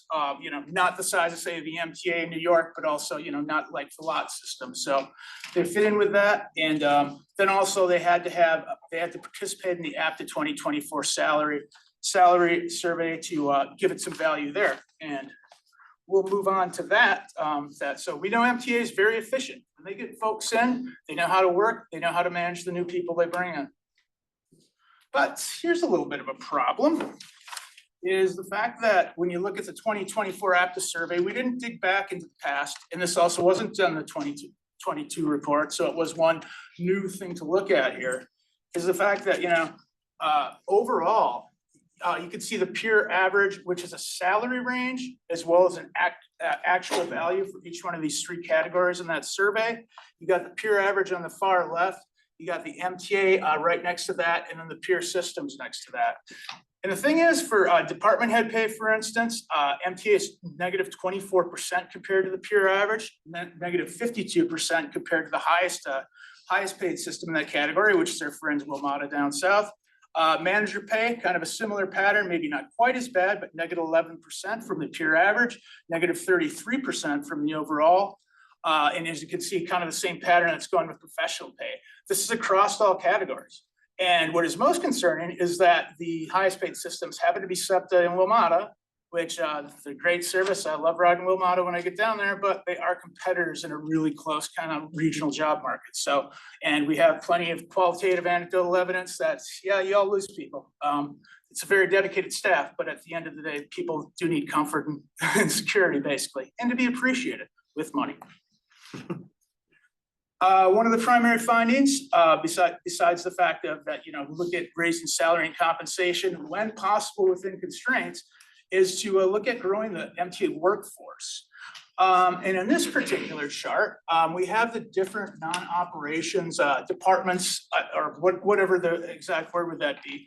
And on the left-hand column, you can see a pattern that the vacancy rates reduced since 2022. But then the next two columns over to that on the right-hand side, you can see that that there was basically kind of the balance of consultants to the permanent staff kind of went the other way, where it kind of was more consultants since 2022 compared to what we saw in 2024. And you know, there's advantages of using consultants as far as flexibility and some of the skills you get, but you know, there's also downsides of loss of institutional knowledge, building a resilient workforce. So. Another primary finding, and this one is probably pretty intuitive, is yeah, recruit and keep your workers. And that's already being done. And certainly since the 2022 report, you can see this is just a very summarized partial list of the accomplishments MTA has had since then. And yeah, they're doing a lot of things and moving in the right direction. We're seeing some real positive things in the stats and lots of good stories overall, make no mistake. One of the findings, for instance, looking at the 20-year workforce size, which was largely static, rising slightly, compared to the turnover and vacancy rates, which they were very close till 2011. Then you see a divergence that happens where the vacancy rate really starts creeping up over turnover. So that says really that MTA is great at retaining employees, or maybe one presents more challenges than the other. I don't want to say they're not great at hiring either, because they are, although, you know, it's a wide variety of circumstances. But another thing, as far as a victory goes, if you look at since the last report, 2022, 23, 24, the progress that was made in 23 to 24 fiscal years, I mean, it's just remarkable. So yeah, kudos to y'all. And I mean, another great story that's coming out of this report. Another good story that's coming out of this report is in a different peer set than peer transit systems, the peer modal administrations within MDOT here. You can see that the Maryland Transit Administration lowered the rate from 7.5 to 5.2 over that two-year period. But then when you look at the 2024 vacancy rates listed in the operational reports for all these other modal agencies, MTA has the lowest vacancy rates of any of the mobile administrations right now. So yeah, again, kudos to you. And you can see this in some of the service metrics. And we're very off, we get performance metrics pretty commonly in this meeting. And this was an analysis that Ken helped me out with, where we aggregated quarters from 2022 to 2024 of the number of physical bus drivers that were hired in each one of those quarters, which is the orange bars. And then the upper green line is the cut service rate, which is, it was around 10-12% for quite a while. And as you can see, it definitely got greatly reduced by the time we get to Q3 of 2024. But the thing is, you can kind of see that lag that happens, that, even when you do get hiring, it takes a while to train and onboard folks. And I mean, that's always something too to always look to refine. But when you do, it does have real world impacts. Like I don't miss as many 71 buses coming here, for instance. So yeah, success breeds good service. But, we can't discount here that the constraints that MTA faces are absolutely mammoth. Most of them are beyond the scope of the report. It's more findings, although we definitely are trying to detail some of these constraints that the MTA operates within. And this is, again, just a very simplified short list. But I mean, and the thing is too, nobody's a bad guy in the other one that is, impacting this. Just things are complicated, there's a lot of things that MTA has to go through the secretary's office to get approval. I'm certainly not going to say anything bad about the secretary's office, Tony over there. Likewise, collective bargaining agreements do, have an impact, okay?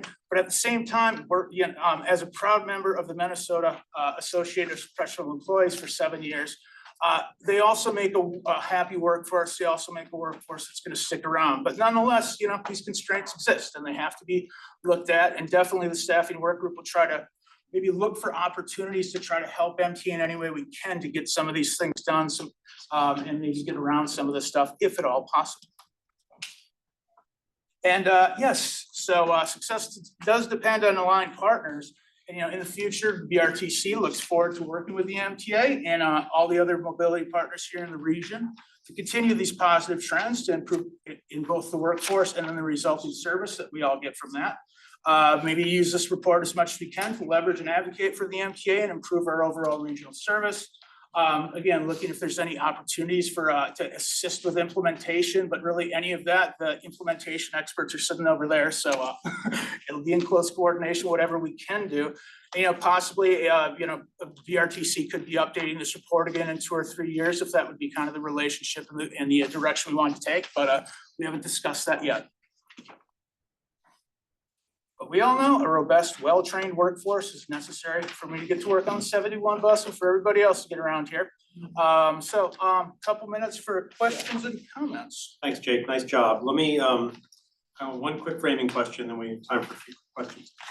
I've been sitting at these budget hearings in Annapolis watching DLS staff present findings. I think people know how this works. And then the agency gets to sort of say, I agree with you, I don't agree with you.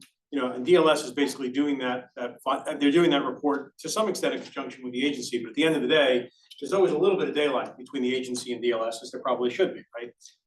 I want to understand, commend MTA and our staff for working together on this.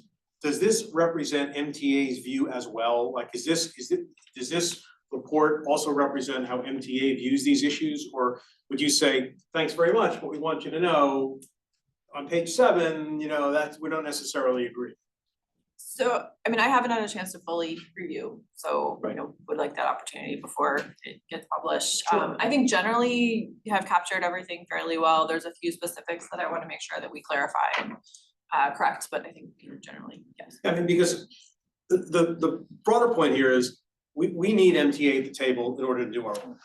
And I think largely we're gonna probably find there's a lot of alignment from time to time. There might be some, well, this is our opinion. So I'm just trying to keep track in each instance of whether we're getting sort of a joint report because you're working closely together, or you're getting sort of our commission staff's perspective where MTA says, well, we respect that, but we want to push back in this way or that. So we can cross that bridge. I just want to use that example.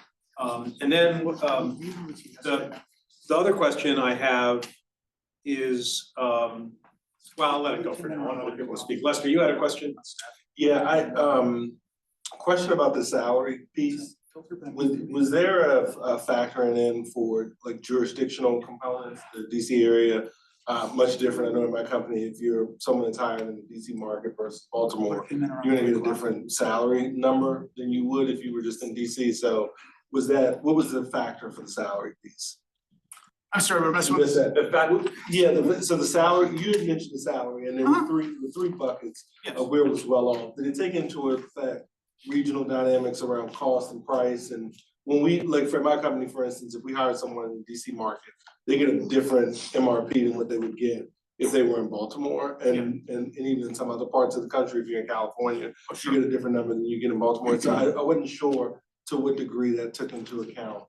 We did not work in the cost of living increases. And certainly I would say compared to some of these other systems, Baltimore is a little bit lower. By the same metric, you got Cleveland and Pittsburgh in there, which I think are about equivalent, maybe a little bit lower, I'm not sure. But in any case, it was an analysis that was done, within the APTA survey of the data that we had. So it wasn't really cost adjusted, but I still think it reveals a lot of insight and shows something that's pretty clear, especially when you look at the efficiency metrics when MTA does have employees. I mean, the one thing I can also note with WMATA, we lose a lot of employees to WMATA, including operators. There's a number of operators, like there's the WMATA bus operator whose kid goes to my kid's school, like I see them outside. WMATA has presented, their staffing from around the state. I think the majority of their staff lives in Maryland, including several hundred from Baltimore City. So I want to note that yes, the cost of living is lower here, but we are also serving as essentially a feeder for them, yeah. Yeah, I guess if I'm getting a job with WMATA, it's probably gonna be in a higher base than it would be if I work here, just because of the dynamics, so. Yeah, I have a question or remark on a similar topic. Specifically about what you mentioned, that slide 7, and saying like, hey, our salaries are so much lower compared to the others. But then on slide 8, you see like that half of the team is gonna be consultants. So one thing is then the salary only considered of our internal employees? And I would expect so. So what does it do if you take into account the consultants, and what would it do? How much are we limited by the salaries being set? I don't know by whom, because I can imagine that if you could take the salary of the consultants, you could make a lot more attractive offers if you have a bigger budget. Because I can imagine at some time, if only everyone is going to be a consultant, then you have a few people that are still there and they're not so happy with everyone that's making double the money. So I don't know what the restrictions are and how we can work with this, but at some time maybe, who sets those salaries basically is the question. You guys. It's the state salary scale. We're on the state salary scale. Everything gets reviewed and approved through that process. I think your point on consultants is very well taken. I think our planning office, Liz can confirm, is a good example where we've got folks sitting there next to consultants who are doing the same job, in some cases reporting to that person, making more. So, I want to give our staff a ton of credit. The folks that we have are dedicated. They're here because they want to be here. They want to make a difference. So we sell that a lot. You can get into a vicious circle in a way and people just leaving, and that's not what you want, I guess. There's a broader issue there, which we can't get into today, which is just generally speaking, the use of consultants. It's not unique to MTA whatsoever. It's, I think, throughout MDOT in particular, not in particular, but throughout MDOT and many other agencies where you have very specific expertise, which is often brought, in the form of a consultancy. Sometimes it's done because the state compensation system is not sufficient to get the people you want. So I do think we should be exploring that question. I think you will hear from time to time people sort of saying, oh, there are too many consultants there, not just MTA, but there, wherever there is. And you have to peel that back a little bit to understand why that is. It's not, because you want to look at the underlying issues, not just the symptom of, hiring the consultants. But I think this is very important to keep on the list. The other thing I want to ask you to remain focused on, because I think we need this kind of ammunition, is if we can really vet the idea that MTA is performing with a lesser ratio, however you do the math, of people. I mean, we're highly efficient. It does relate to the consultant question because you have to decide how to deal with those consultants. You can't, in a sort of artificial environment, if you had 3/4 consultants and 1/4 employees, obviously the work done per employee would go up dramatically, and so it's a sliding scale. So I just want to make sure we're keeping track of that, because they're all sort of tied together. And what's not tied together is maybe the compensation issue, you know, but a lot of these things are knitted together. So I just want to leave you with that if I can. One thing I'll note on the capital piece with Yeah. consultants in particular is while we do rely heavy on like consultants, we bring them in on projects. The decisions and the sign offs still have to be done by state course, employees. yeah. So, you know, despite the fact that we do have that body and maybe they're not doing all the Yeah. work, they do have to feel comfortable enough understanding what happened, where we are to review and sign off on it. For me, this is the furthest thing from a criticism. It's just, Yeah, I just no, it's an wanted to- observation. And it's an observation that will either bear out as a good, you know, it might be the right answer. It might be that this is the way to do it because of a variety of circumstances. But I think the commission should get to a point where we can sort of say that and stick up for the current paradigm, or on the other hand, urge a change in paradigm. But I don't think until we really, you know, dig in a little bit. So I'll just leave you with that, if I may. Okay, so anything else on this before we get to the lots? I'm very concerned about making sure that We're at 20 RTP minutes folks right have now. their, We're at 20 minutes right now in my block. You want me to give just like a 2-minute overview of lots? Otherwise, we're talking about. well, I don't want to give it short shrift. Go ahead and, you know, but try and keep it tight and we'll manage. Sounds good. Okay, the lots presentation is definitely shorter because for one thing, it's a newer group and there's not a deliverable that's getting close to being done. But in any case, we, at the urging of Commissioner Moore over here, he thought maybe, coming from the perspective of Annapolis and, some of the other regions, that it might be a good idea to look at having a lots work group that would be dedicated to that. We're doing a tremendous amount of coordination with MTA. But you know, this is a regional system. They meet together, coordination, all that stuff is important. You can see sort of the overall goals and guiding principles that we're really kind of shooting for with this. Came out of a work plan that Don drew up for us, as well as he drew up ambitious work plans for all of our work groups, and we hope to get through most of it this year. You know, and the key considerations for this work group and coordination is, you know, regular communication to establish a clear communication channel between the work groups, lots operators, MTA, and other stakeholders. Things like maybe we're definitely going to be having OLOTS representatives coming up at the next meeting in the future, coordinating with them, but say like, you know, what news would be relevant to the lots providers to hear from MTA, and maybe a sounding board from the lots providers too, to interact kind of as a collective as well. Likewise, to kind of look at data sharing, to develop a system for sharing of data among lots operators in the MTA. We have a staff of 2.5 people. I'm not saying that we're going to get to that necessarily, but it's definitely some issues that we want to be exploring. Technical assistance wherever possible, to explore opportunities to provide technical assistance to the lots, kind of going along with the data piece that we just saw.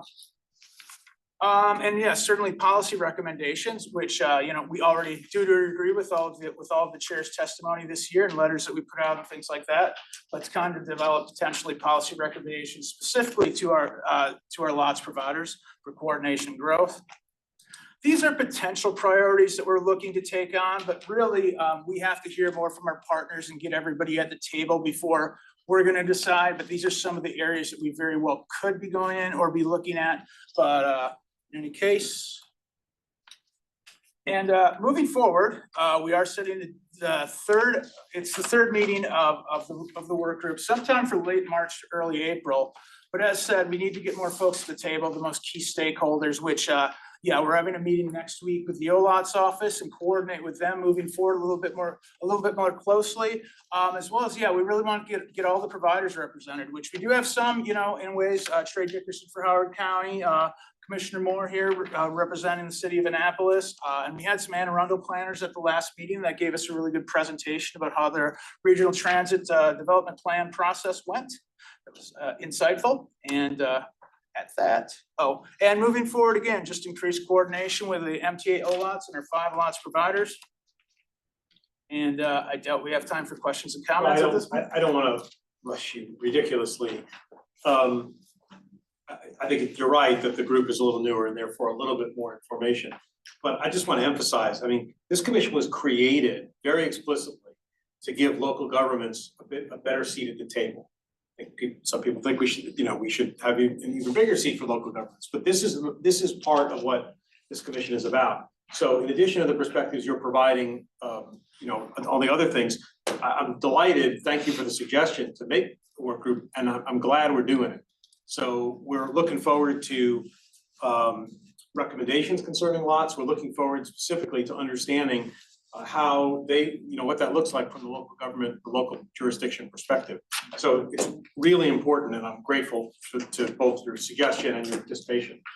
Does anybody want to add anything right now? Yes, sir. Yes, I would, Mark, Please. more here.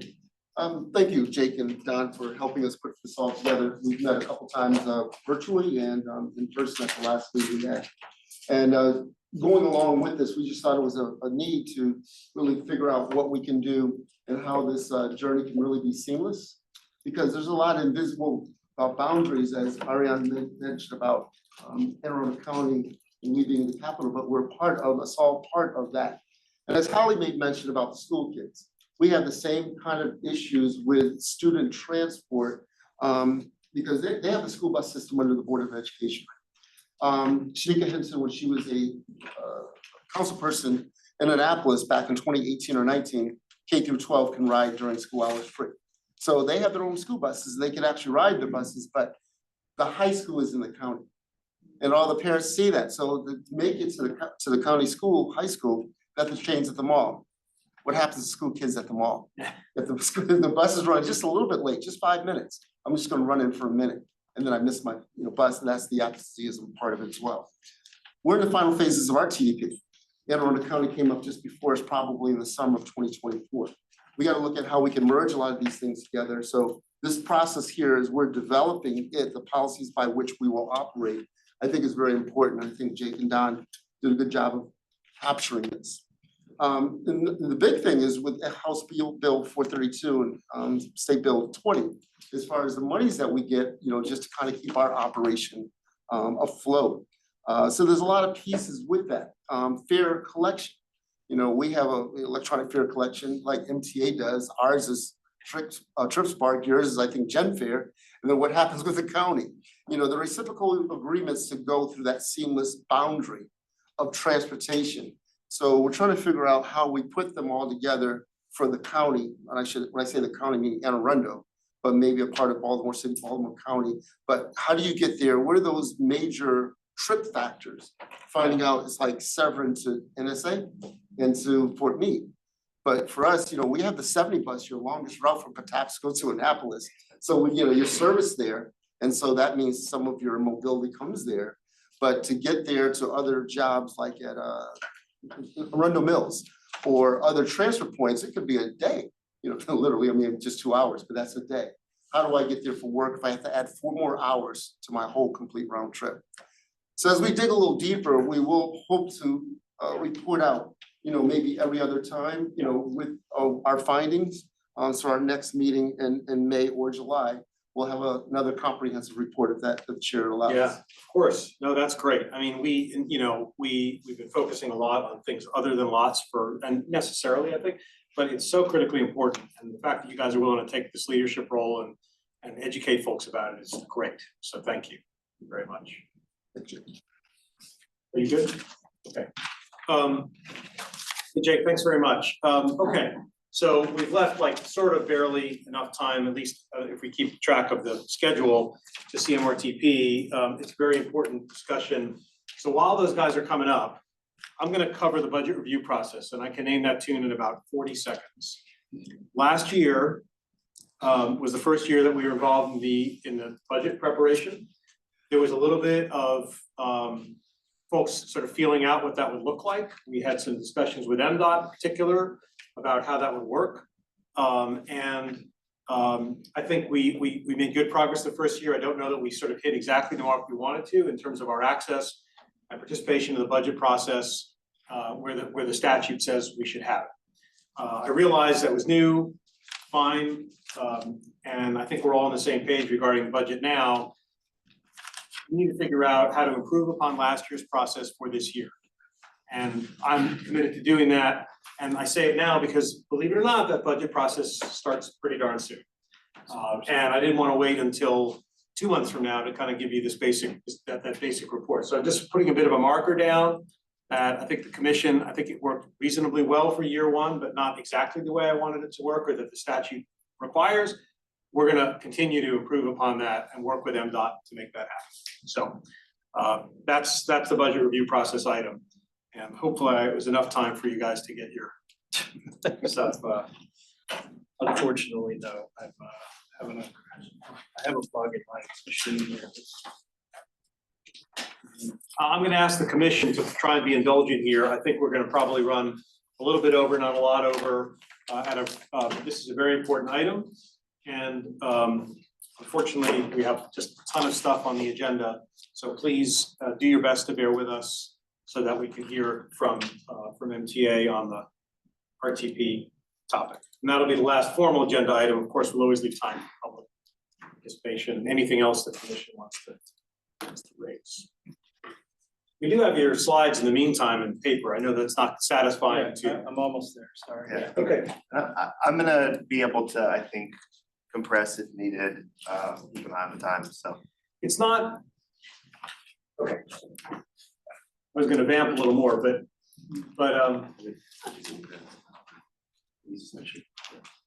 go ahead and I'll vamp afterwards, or I'll say what I was gonna say afterwards. Please go ahead. Hey, so just to remind you all, my name is Albert Griney Engel. I'm Assistant Manager of Baltimore Project Development at MTA, work for Liz, Kate and Holly, of course.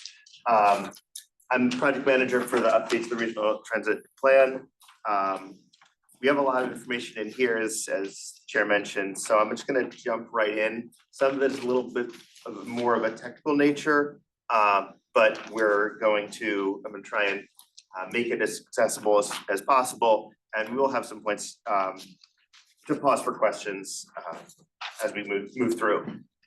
So of course, we're gonna update you, as we talked about last time, about that market demand analysis, some key takeaways from that.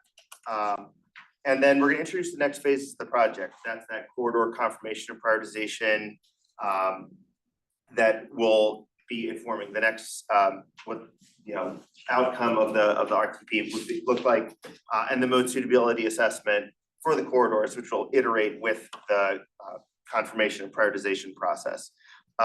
So we'll have a point to pause for questions about the market demand analysis, and we have some more focused questions for you all about the corridor confirmation prioritization process.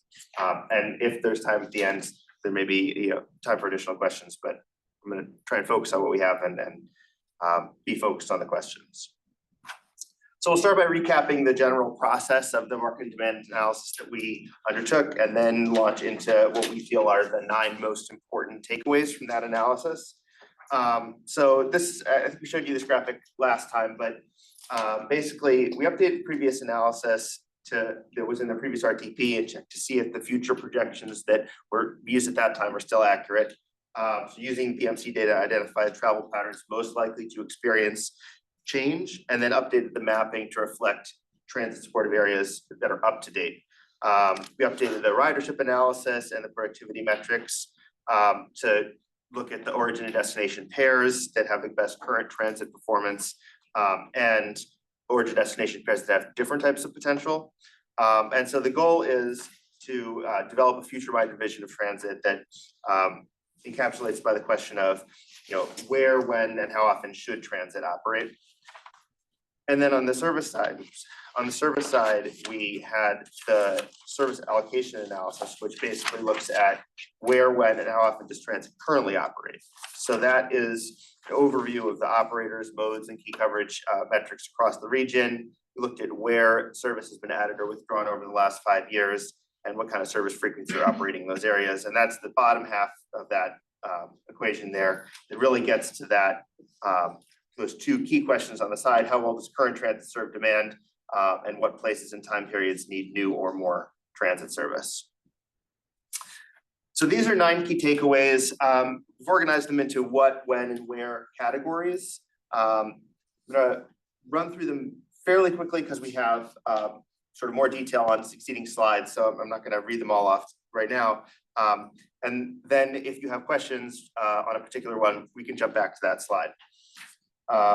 So first, ridership trends, ridership obviously dropped significantly during the pandemic, but has steadily increased since that low in fiscal 21. Core fixed route has nearly returned to pre-COVID levels. Core demand response, which is the mobility, paratransit, and the lots outside the core are now exceeding ridership pre-pandemic. And then the commuter modes are still significantly below pre-pandemic levels. Just want to note, so far, we haven't seen significant increases on the commuter modes associated with the federal return to office stuff, but that's something we're monitoring and anticipate could be an impact. Well, you might have seen WMATA has reported they have seen a jump since the federal workers were told to go back to work. Second key takeaway is that growth of non-work trips is exceeding growth of work-related trips. It's not a huge shift, but it is a shift. And specifically, as the recreational activities have seen some increase that we weren't necessarily expecting to see. Time of day, the trips are more dispersed throughout the day than they were 5 years ago with less pronounced peak periods. That with a caveat. There are some travel flows, trips to downtown Baltimore, trips to places like Trade Point where there's a significant concentration of in-person work. We're still seeing pretty tight commuter peaks on those flows. But overall, this trend is consistent with the greater prominence of the non-work trip in the overall transportation picture. And this has bearing on the way that transit service would be organized throughout the day, but isn't necessarily geographic in nature overall. Region-wide travel flows are growing despite this sort of perception of steep drop in commuting, 25% increase in overall travel over the last 5 years, which is a lot. There has been an increase among the populations more likely to use transit throughout the region, but especially in sort of the older suburban areas and certain suburban corridors. And sort of the non-work trip destinations are sort of dispersed throughout the region with sort of many new smaller pockets of moderate to high concentrations solidifying over the last 5 years. Almost all travel growth has taken place along RTP corridors that from the previous plan, whether that's the inner, outer suburbs, the urban areas. We're not seeing significant growth that's in areas that are outside of RTP corridors. And the trend in that inner suburban and urban areas are really prominent among that transit-oriented population, people who, because of their demographic, economic characteristics, we tend to see are more likely to take transit. So maybe you chose the corridors correctly. I mean, I think that's one of our takeaways that has been growing, and I think that it's a testament to the work of the previous commission and the MTA staff last time that they got it right. Employment growth, looking forward, expected to continue, including in Baltimore City, concentrations throughout the region, in places like Columbia, Annapolis, Fort Meade, BWI area, Bayview and Bel Air. You see that on the map. And that's forecast to continue up through 2045, which is the Horizon Years plan. We have seen an increase in work trips despite that post-COVID increase in teleworking. They've increased to a lesser extent than other trips, but it's pretty scattered and distributed throughout the region. If you look carefully at the map that shows downtown Baltimore, it's kind of small on the slide, but the real downtown area has seen a decrease in work trips, but it has seen an increase in non-work trips. So the overall trips involving downtown are still up over that 5-year period.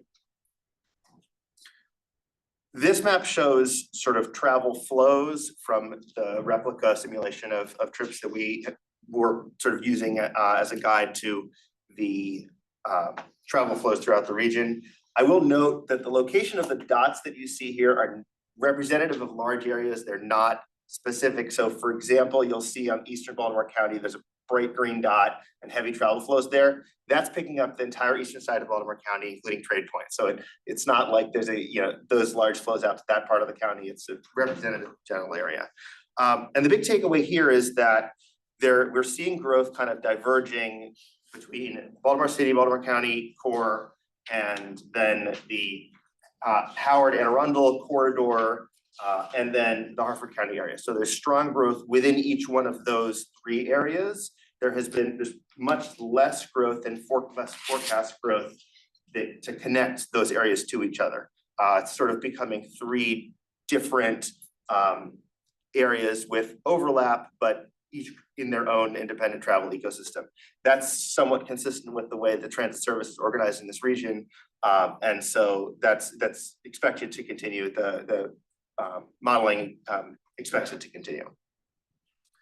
And then just last, there's been limited growth in transit coverage over the last 5 years. Coverage in this sense means the geographic area that transit is serving. So that's some small increases in the lot service coverage at the edge of their service areas. But within the existing our core service area at MTA, there have been enhancements to Anne Arundel County Transit, Charm City Circulator, and Towson Loop has come online in the last 5 years. Also to note on this map, the colors are a little bit confusing, but where the coverage areas overlap, they kind of blend. So you'll see like the Charm City Circulator shows up in blue on the legend. It kind of shows up as green on the map because it's overlapped with MTA's core service area. That's a lot of information, blew through it in kind of a very fast period. Do you want to pause for questions? Yeah, any pointed questions on the 1 through 9?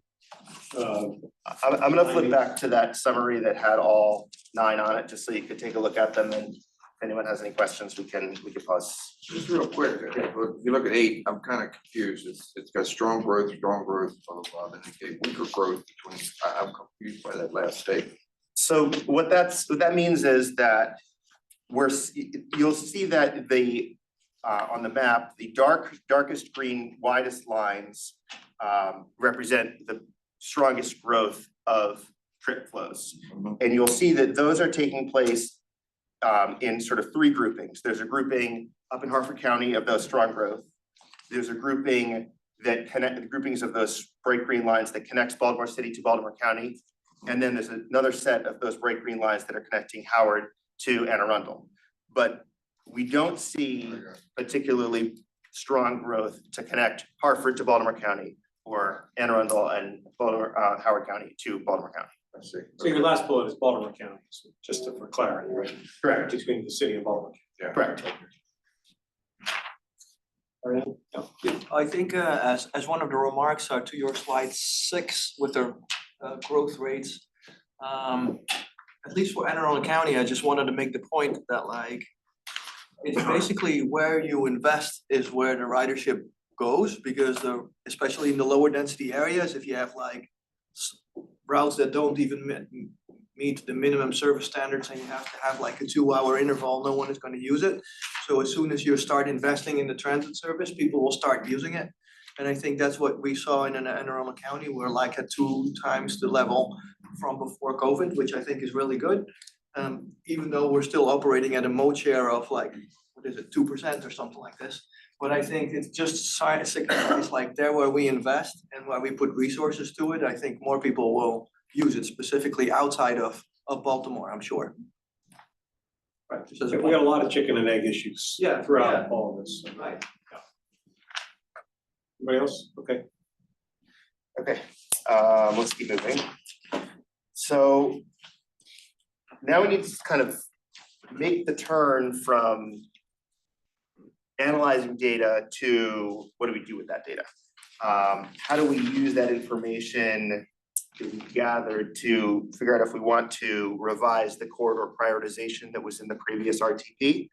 So I'm going to start by talking a little bit about how we sort of organize the corridors for analysis, and then jump into how we're proposing to translate that organization and analysis into any new prioritization.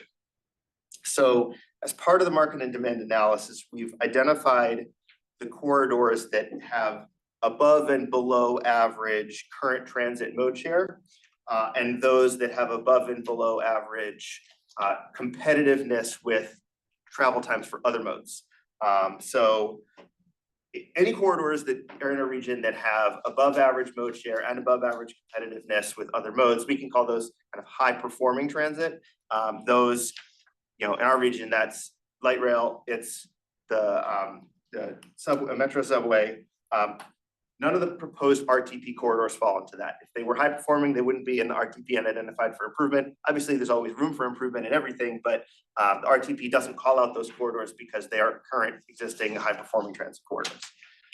And then there are also some corridors that are below average mode share and below average competitiveness with other modes. We're calling those transit coverage opportunities. It's useful to provide service to them. As Ariane was saying, it serves people, it helps to generate demand in the long term. But they probably are not ripe for the kind of investments that the RTP is envisioning for the short to medium term. And among the RTP corridors, if you look at which ones have those below average rider mode share and below average competitiveness, that's a lot of overlap with those long-term opportunity corridors that were in the previous RTP. And those areas that have low demand in the market and demand analysis. So considering those two kind of poles, the high demand, high performing transit and the coverage opportunities, we're gonna set those aside a little bit, and we're gonna focus on two other categories where that's one is above and the other is below, or vice versa. Those we feel are the areas where early to midterm actions are likely to yield the kind of ridership gains that would justify taking those actions. So this slide is a little bit complex, so I'm going to take my time walking through it. But this is supposed to demonstrate, and I hope that it does, how we want to translate that information to a useful prioritization, and how that roughly corresponds with the early, mid, and long-term opportunity concepts from the previous RTP. I will note we may not propose to use those early, mid, and long-term opportunity language in this update.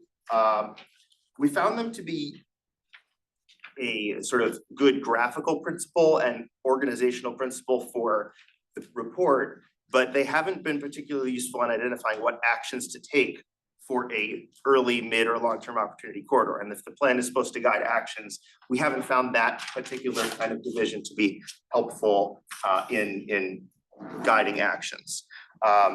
They're noted here, so to kind of translate that nomenclature from the previous RTP to the language that we're proposing to use now. So leaving them up on the screen. So on the slide, you'll see the boxes with the brown borders. Off to the right, you'll see there's a box that says low demand corridors. That's those areas we were talking about that there not a lot of necessarily demand. We see a low ridership, low mode share, low competitiveness. They have a lot of overlap with the transit coverage opportunities. You'll see they're aligned with the long-term opportunity because that's they have a alignment with where they were in the previous RTP.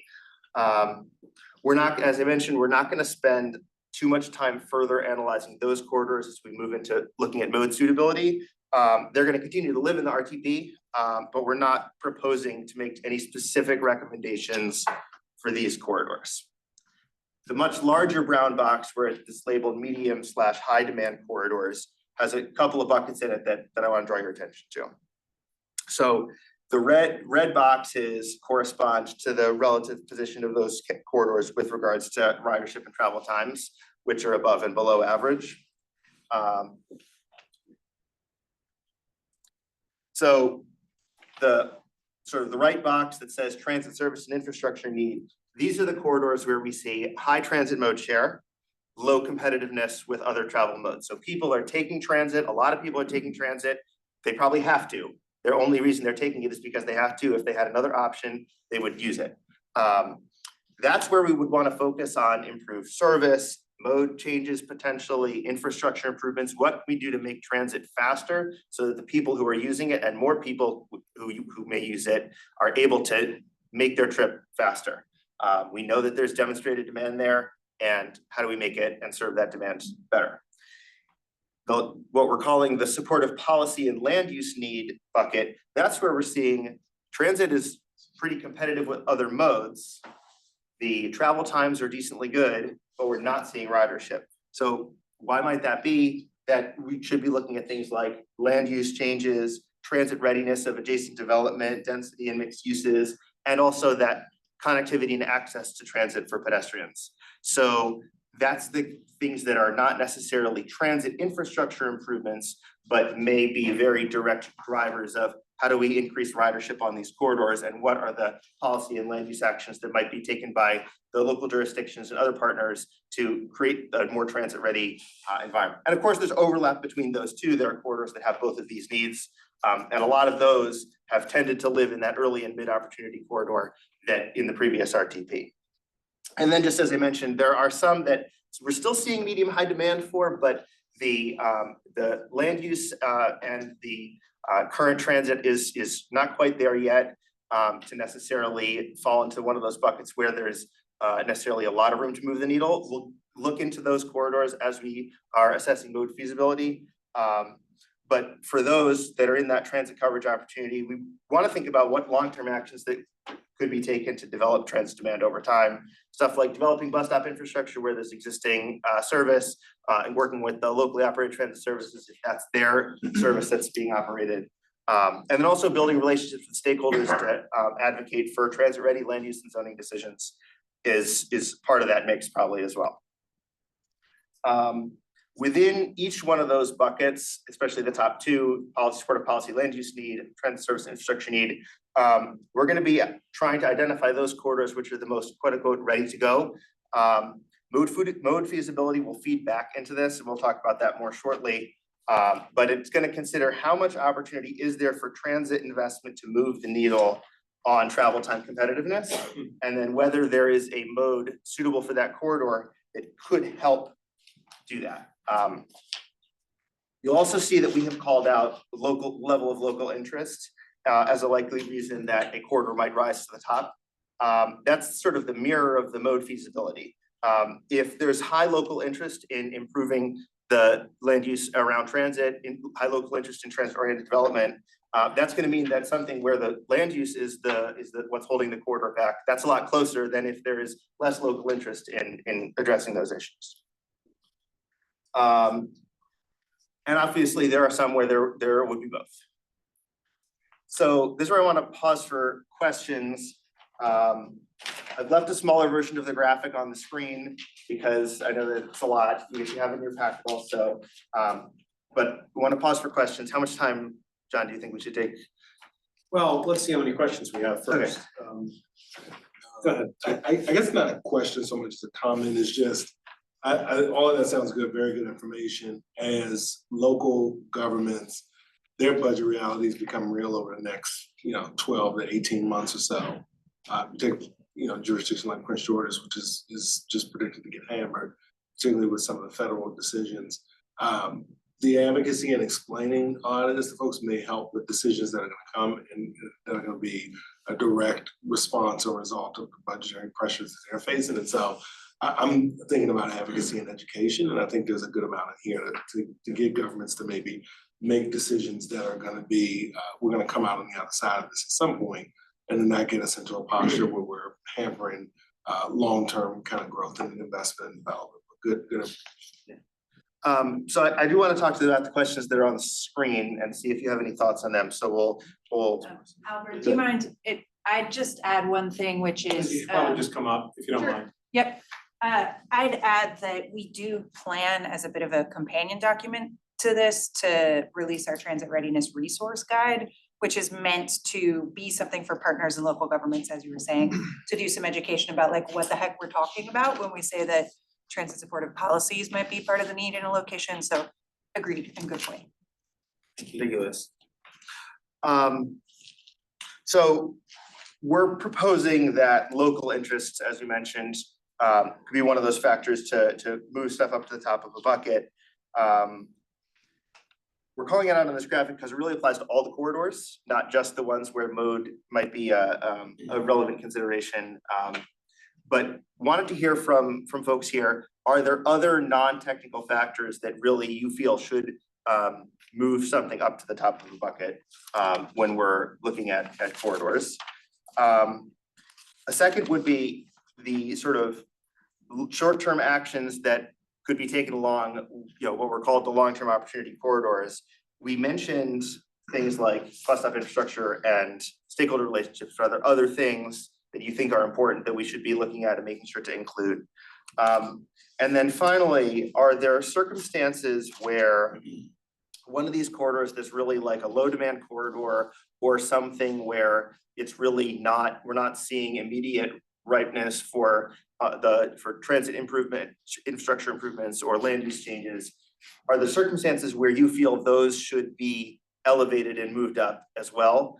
We want to hear to just make sure that we're not missing anything from the way we want to look at this Well, prioritization. I don't mean to read ahead, but your next slide says you're reviewing local plans to identify changes in land use planning. Yeah. And frankly, I would think that although we have great local government folks on the commission, and we sort of know the corridors generally, circumstances in which what you call low demand corridor should be elevated might be that in a local land use plan, you're like, oh, I didn't realize County X is trying to do something in that area. And therefore, you know, it shouldn't be a low demand corridor, it should be moved up. So that's just one observation about connecting the local stuff. The other thing I'd say briefly just about the local, I think this concept of sort of local interest being a factor is not in the current plan. Is that right, basically? Basically, yeah. Basically, right. So I think, you know, at some point everybody has to work through that.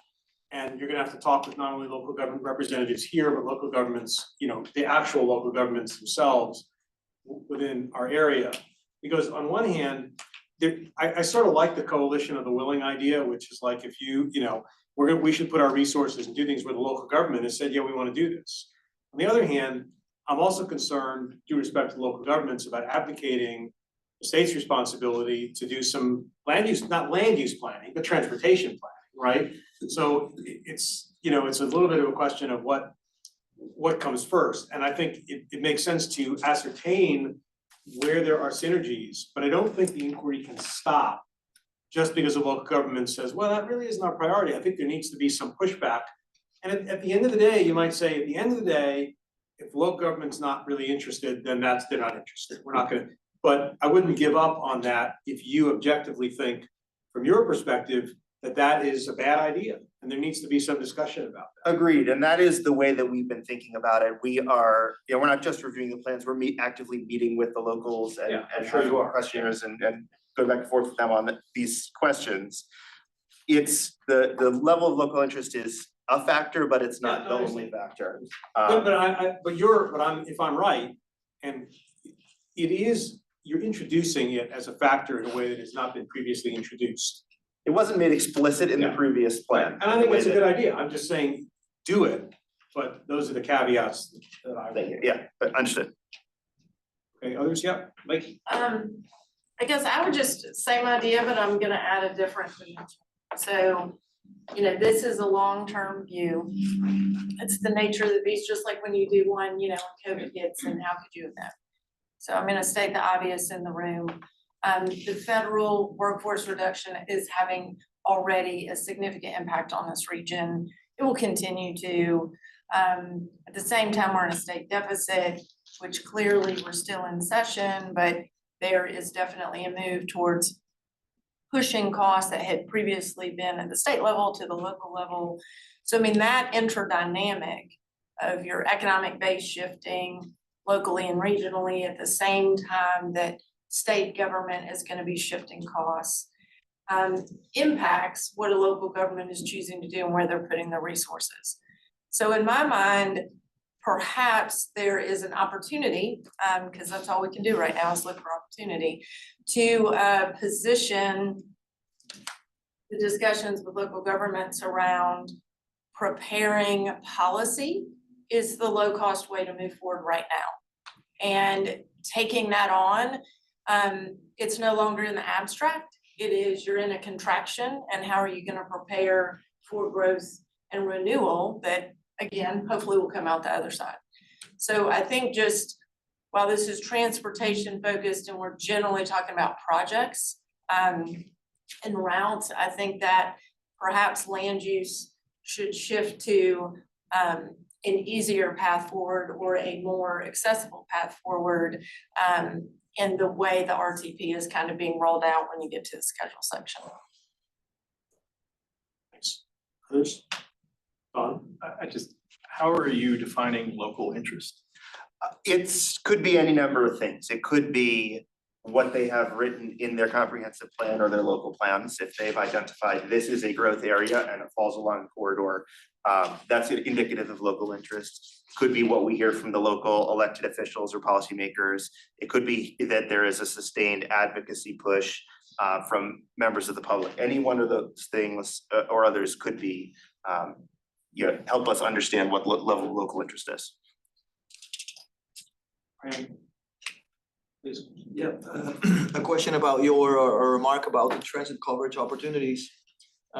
Because I feel like it's always difficult, of course, as you mentioned earlier, to provide like dense service in lower density areas. Question is like, do we consider in your plan other modes? I mean, one of them is of course on demand, which is always very expensive. The second one is where I'm from in the Netherlands. It's as flat as it is here. The weather is kind of similar and like 20% of the people use a bike. Do we consider making recommendations for other infrastructure to be that like possible feeder to your corridors? I mean, it's a lot bigger picture and then maybe there's no local interest. But on the other hand, I feel like who makes the point sometimes in looking at alternatives and less costly options to really increase like transportation options for a lot of people. Yeah, I would say none of the corridors at this point are constrained by mode at all. Like there's, we'll get to that point and there are probably some, we're not gonna do a full mode evaluation for every one of the 30 corridors. But I think we're likely to, and if there's an area of interest for BRTC, we can make sure that it is in the plan. Talk about what are those things like that you could do along those lower demand corridors to help build that over time and potentially get those corridors to a place where there is a demand for more significant transit investment at some point in the future.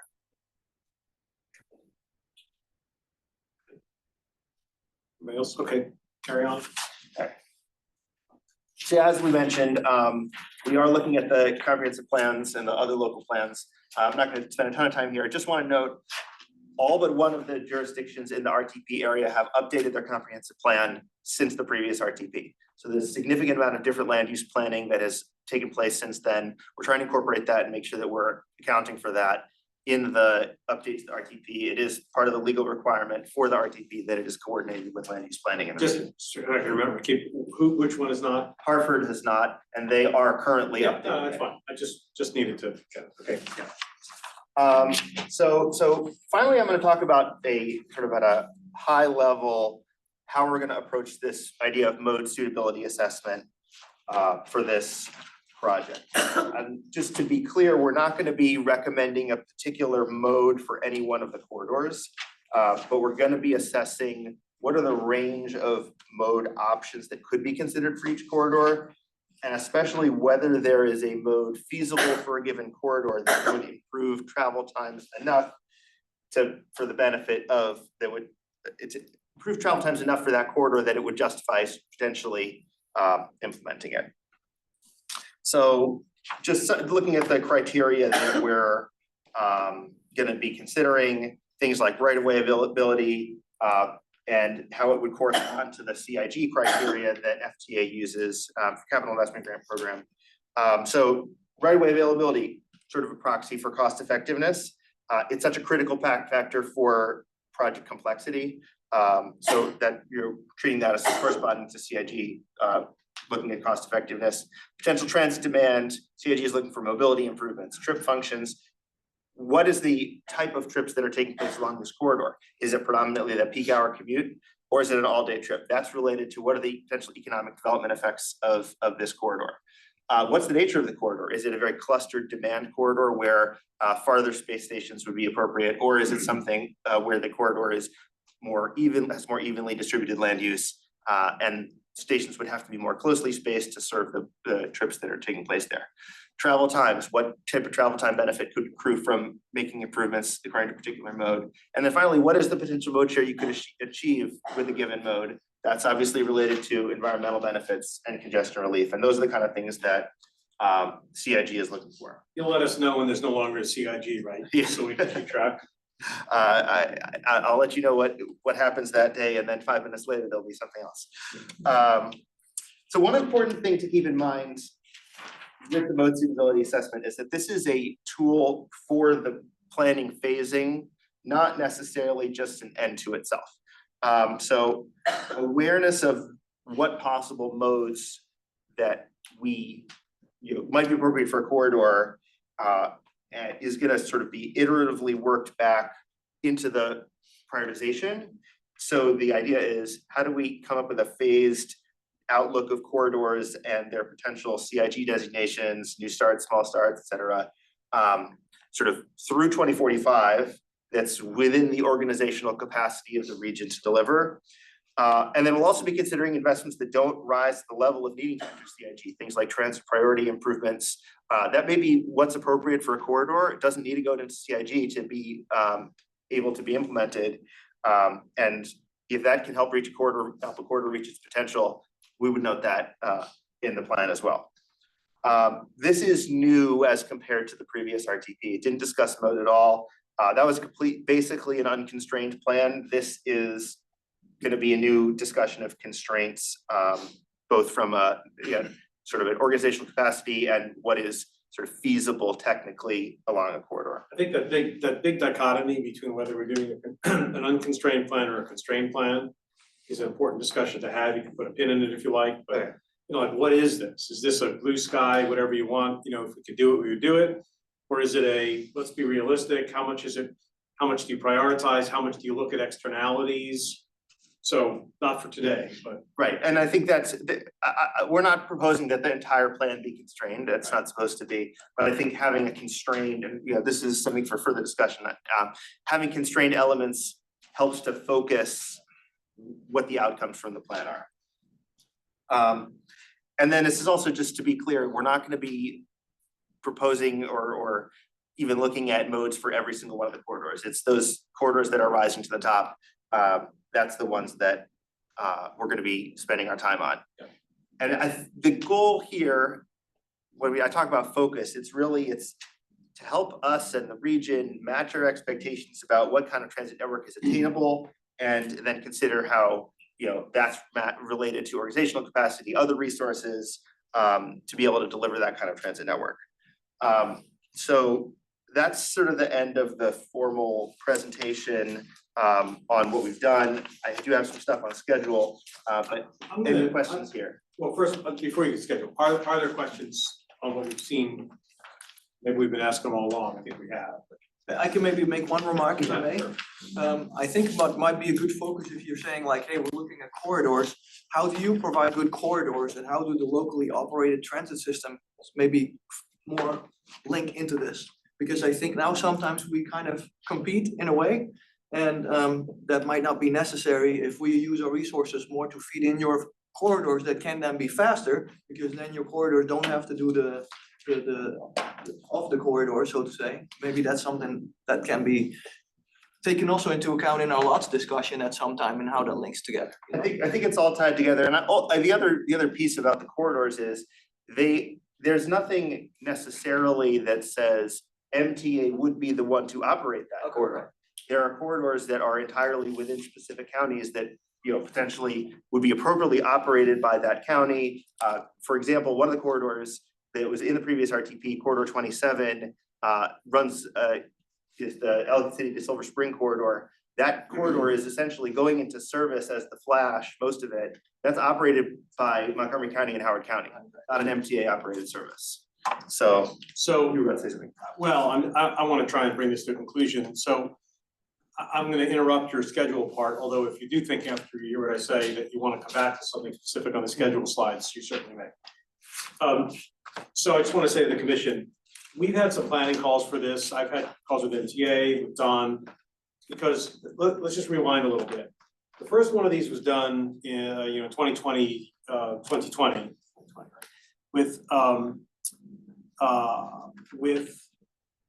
for the first time with a commission that was entirely devoted to this plan, and they're listed in the front of the report. On one hand, I understand how you need that when you were starting with a blank slate, which is basically what they were doing, right? We're not starting with a blank slate. So it makes it easier, because it's like anything else, you're not looking at this blank page trying to figure out what the plan should look like, you have something to work from. Yet, I'm concerned that that obligation has been transferred by statute to us, and that we are a commission that has a bunch of other things that we're doing. And at the moment is meeting every other month, and they have a hard schedule. So I'm concerned, and we've talked about this, about trying to synthesize all of that so that we can play a role here. As I said, it's easier for us in the prior commission in a way, because this is, as I understand, I forget if it's been said here or in our meetings, we're likely to end up with something that is more of an amendment to the plan, whatever form it ends up taking. It's gonna look a lot like the plan, because, I mean, fundamentally, a lot of it is still the same, with good updates based upon critical thinking and so on and so on.